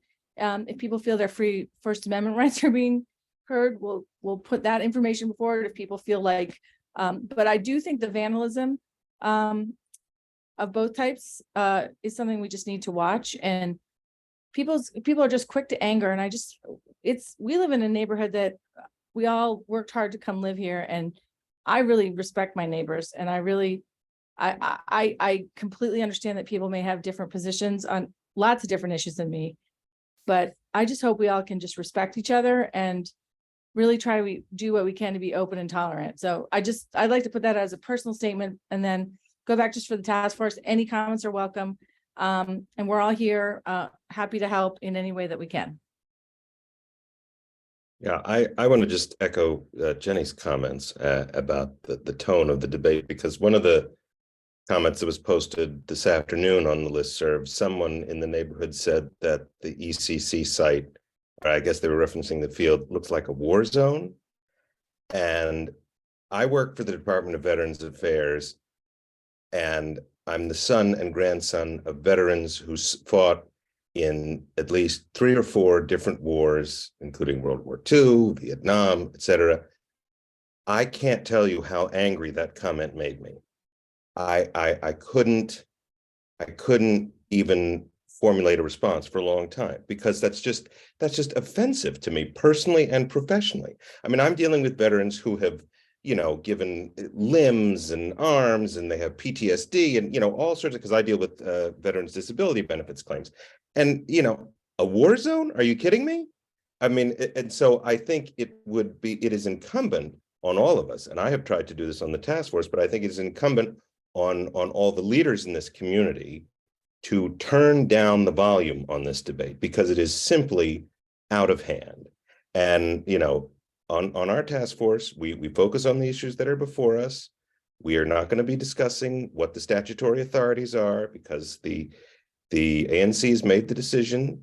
We are going to be focused on ensuring that the Maret project is a success. And I'd also like to respond to a comment that someone posted earlier about how, Maret must have chosen all the members of the task force. I can assure that person, and I can assure every member of the public on this call, that Maret was not involved in my selection. I didn't even know who any of the Maret reps were until we had our first meeting. I'd never seen them before. They're lovely people. I'd never met them before. Maret was not involved. Yes, Maret was asked to put people on the task force because they want to work in partnership with the community, but there's no conspiracy here of Maret somehow stacking the task force so that, they'll get a favorable decision. And I can't say this enough. We will focus on the facts on the task force. If people want to say offensive things on the listserv, they can say them, but we're going to focus on the facts on the task force. And the facts are that this community is going to work in partnership with Maret to ensure that, concerns are addressed promptly. Poor Jenny keeps getting, early morning phone calls and people banging on her door. And so, I feel for her for that, but we are all neighbors and community members, and we really just need to tone it down. I mean, I just have to say, someone in the chat just now threatened students of Maret. There are hundreds of kids that live in the ANC that go to that school. And I really hope, Commissioner Sherman, that you can help tone this down, because that is just ridiculous. Yeah, why are people protesting at their games? Get a life.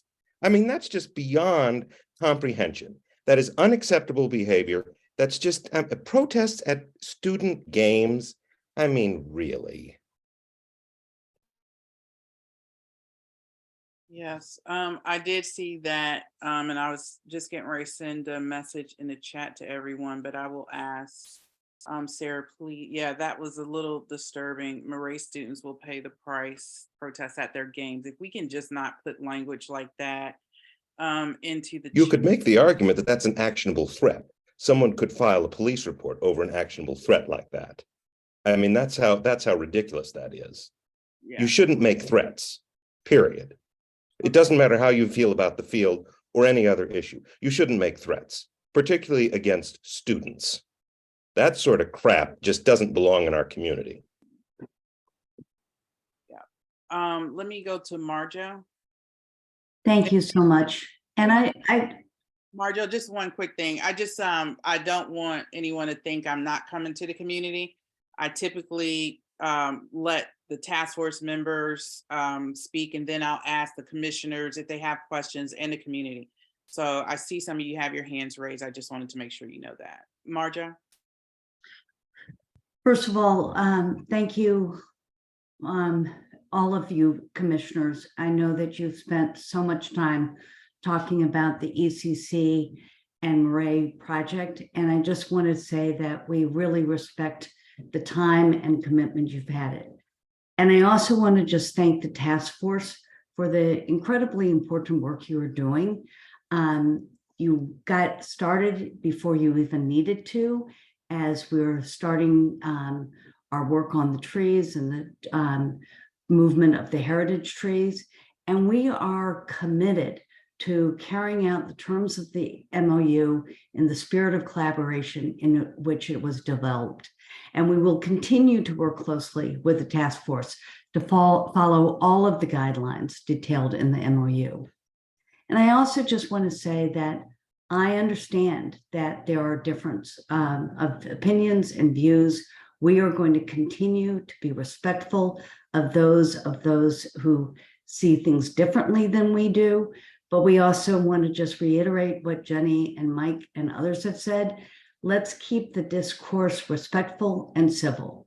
And we really look to you, Commissioner Sherman, and the rest of the commissioners to make sure that we continue to have good debate and dialogue and look for ways of coming together in this project. Thank you, and I really appreciate the time. Thank you, Marjo. Commissioner Sherman? Yeah, I'm on the record repeatedly condemning any acts of vandalism. I did it, as you know, Jenny and Mike, at the last task force meeting. I did it immediately in response to Commissioner Nash's post, in response to news that came out about vandalism at ECC. I reiterated here, there's no place for it. I condone it. I would say that it is obviously a community of people who express their views. That's going to continue. Nobody should be disillusioned, should be under any illusions about that. It needs to be respectful, I agree. So I just want to say that yes, to condemning the vandalism. I believe Stephanie Nash has given various reports on how she understands the vandalism taking place. I would encourage the community, just as we want to be sure that there is no vandalism, not to draw any conclusions about the origins of any vandalism that might be coming from any members of the community who might have opposing views. So I just want to say that it's important for all of us to condemn the vandalism and stay as much as we possibly can on an even keel here. And I will do everything I can to ensure that happens. Can I just ask a quick question, Bruce? Would you also condemn the threats against the Maret students that are occurring in the chat right now? Well, the threat against Maret students, if there's a threat against Maret students, I condemn it. Someone is threatening to protest at Maret. Don't you think that's a little beyond the pale here? Well, I don't know that we want to get into debating exactly what constitutes. So you think it's okay to threaten students? No, I don't think it's appropriate. Okay, well, that's what I'm asking you. Are you going to condemn the threats against Maret? I just did. I just did now.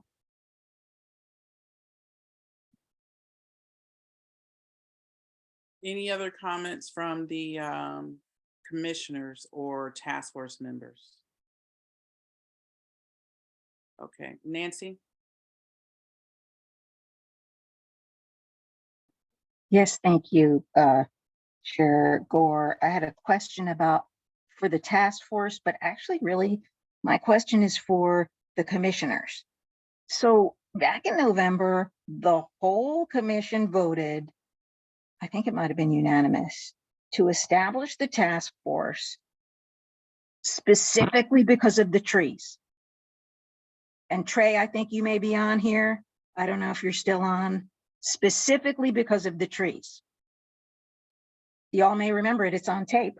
That's not accurate, Nancy. The task That force is was, accurate. no, it was established in the MOU, which we had a lot of discussion about tonight. The task force was created in the MOU. The task force Please gives- just let me finish. Nancy, I you've was been in at the all of our meeting. meetings. You've heard Please all just of let me these things finish. already. I was in the meeting.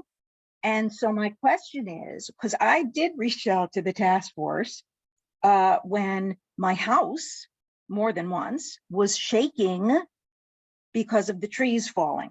It's very close to where my home is, and I was at home. I felt it, my husband felt it. And the feedback from the task force was, we don't have jurisdiction over the trees. So my question is, for the commissioners who did make that vote, my question, Jenny, not for you, Mike, not for you. My question for the commissioners who did make that vote to establish the task force back in November, specifically because of the trees, was it your intent at that time that the task force did or didn't have jurisdiction over the trees? Thank you, Nancy.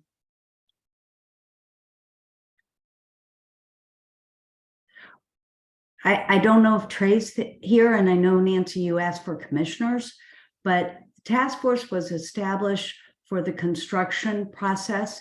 We very much wanted to work proactively, and even though the tree work was not technically under construction, we asked the ANC to work with us to put the task force in place so we could start with the process beforehand. I know that we heard from Jenny Bacchus as soon as you were concerned about what was going on at your house. Trey has been there, as were the tree people, to figure out if there was any potential damage. So we have taken the task force at a larger amount of commitment to work with the neighbors. So Understood, but it's like nobody, no one Nancy. knows who's on first, what's on second. I don't know who's on third. And that is Well, concerning, I'll say especially, I'm Marja, on with first. respect, Marja, with respect, especially after sitting through a very long meeting where the whole concept of the task force and how this task force is so important and is so necessary. We've heard that throughout the meeting. And as a citizen, I was at the November meeting when the task force was put in place. I heard it all. My memory is good.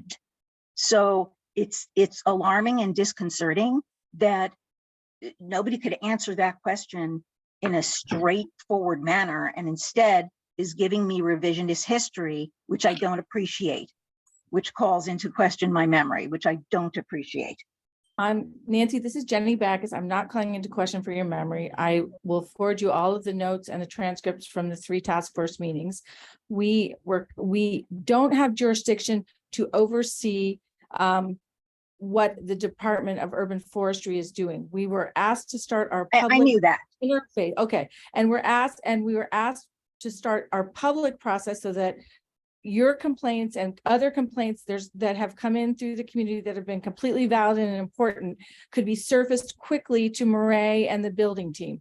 That is why we can, and we've been doing that to the best of our ability. I don't think we've missed anybody. Sometimes we've been like maybe 10 hours instead of 2 hours, but we're all looking, Merrick, Bruce, everybody has, Jim Nash, everybody has access to the email. We're all watching to report. So we are doing our reporting function and our oversight function, but we don't control the tree permitting. And we in the MOU were told that we oversee the construction that is in the BZA order, and the written order is not there yet. So that is why we were complete, and everyone's very clear on that, and it's in all of the meetings that we've had, and I'm happy to send that all to you. So I want to let you know that I hear you. I'm not questioning your memory, but that's what's in the public record from the task force, and I'm happy to share it with you. And I didn't hear anything from any of the former commissioners about what was the big hurry in creating the task force. It was the trees. We're going to move on. We were all there. Thank you, Nancy. We're going to move on with the committee report. I just want to remind the community that this is a committee report. If there are broader issues that we need to discuss, we need to be in a right platform to do that. And, questions that or answers that need to go back and forth and need more time to be flushed out, we can do that and discuss that at a different section of a meeting. but I do not want to get into the process of doing this in a committee reporting section of the ANC agenda. Okay, with that said, we'll move on to commission business. Commissioner Nash, you want to report on the February 13th meeting minutes? Excuse me. Yes, I'm close to being finished with them, and I hope to get them out to everyone on the commission within the next couple days. It's my first time doing it. So I'm hoping I'll be a little quicker next time around. Thank you for your patience. And if you have any announcements, like I said, please get them to me now. Thank you.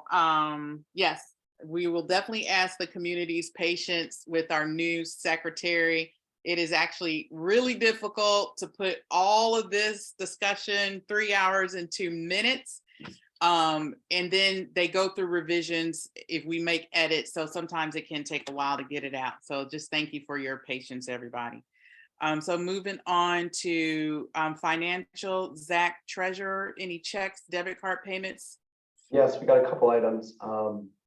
First is just a report on our QFR, quarterly financial report for fiscal year 23, quarter one.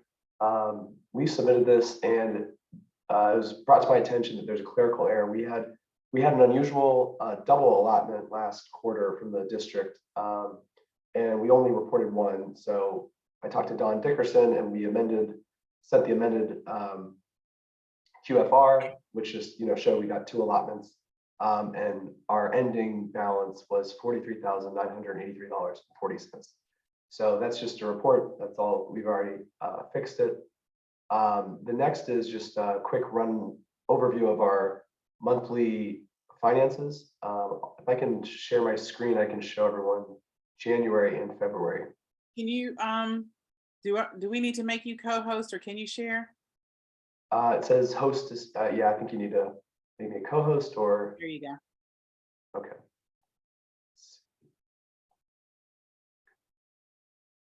Can everyone see this? Yeah.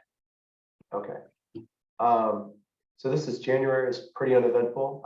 We paid Zoom for what the service we're using right now, much less expensive without webinar and some other things.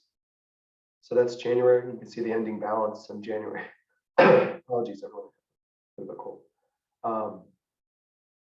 Ending balance of $43,824.51. Come to February. There's slightly more activity. We reimbursed for a prior Zoom expense, MailChimp, and we paid our ANC security fund. So altogether, not that much expended in February. So that's what we have to date. And then the last thing I have is a follow-up. We voted to approve Zoom expenditures in a previous meeting. For this meeting, we realized we needed over 100-person capacity. Thankfully, we were able to get that. We paid $53 for the month to get higher capacity. So I'll be back with this expenditure because that's really the most cost-efficient way we can increase our capacity is a monthly $53 fee. So my motion is to approve a debit card expense of $53 for Zoom to add capacity for this current month. If anyone has any questions, I'm happy to discuss. Just in 1 second. A second. All right. Favor, commissioners. Is Commissioner Zeldin on the line?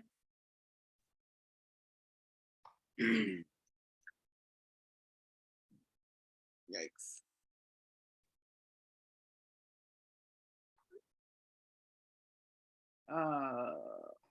Commissioners, all those in favor of the motion, raise your hand.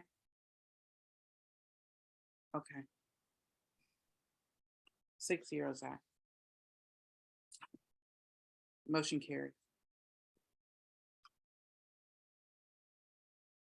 Zach, was that it?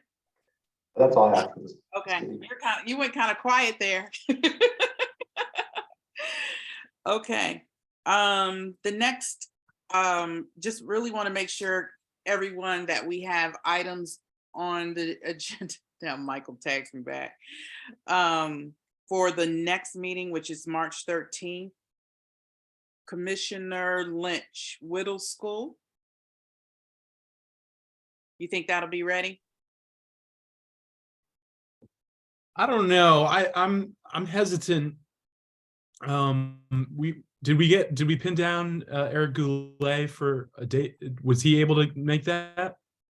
You know, I don't know if he really gave us a good response. We can still work on it up until that time, and if he's not ready, we can just push him back to the next time. Okay. Okay, but I just have it here as a notation. And then also have presentation from DC Special Education Hub. Trying to get a lot more educational stuff out to the community. DC Special Education Hub, I believe, is newly formed this year.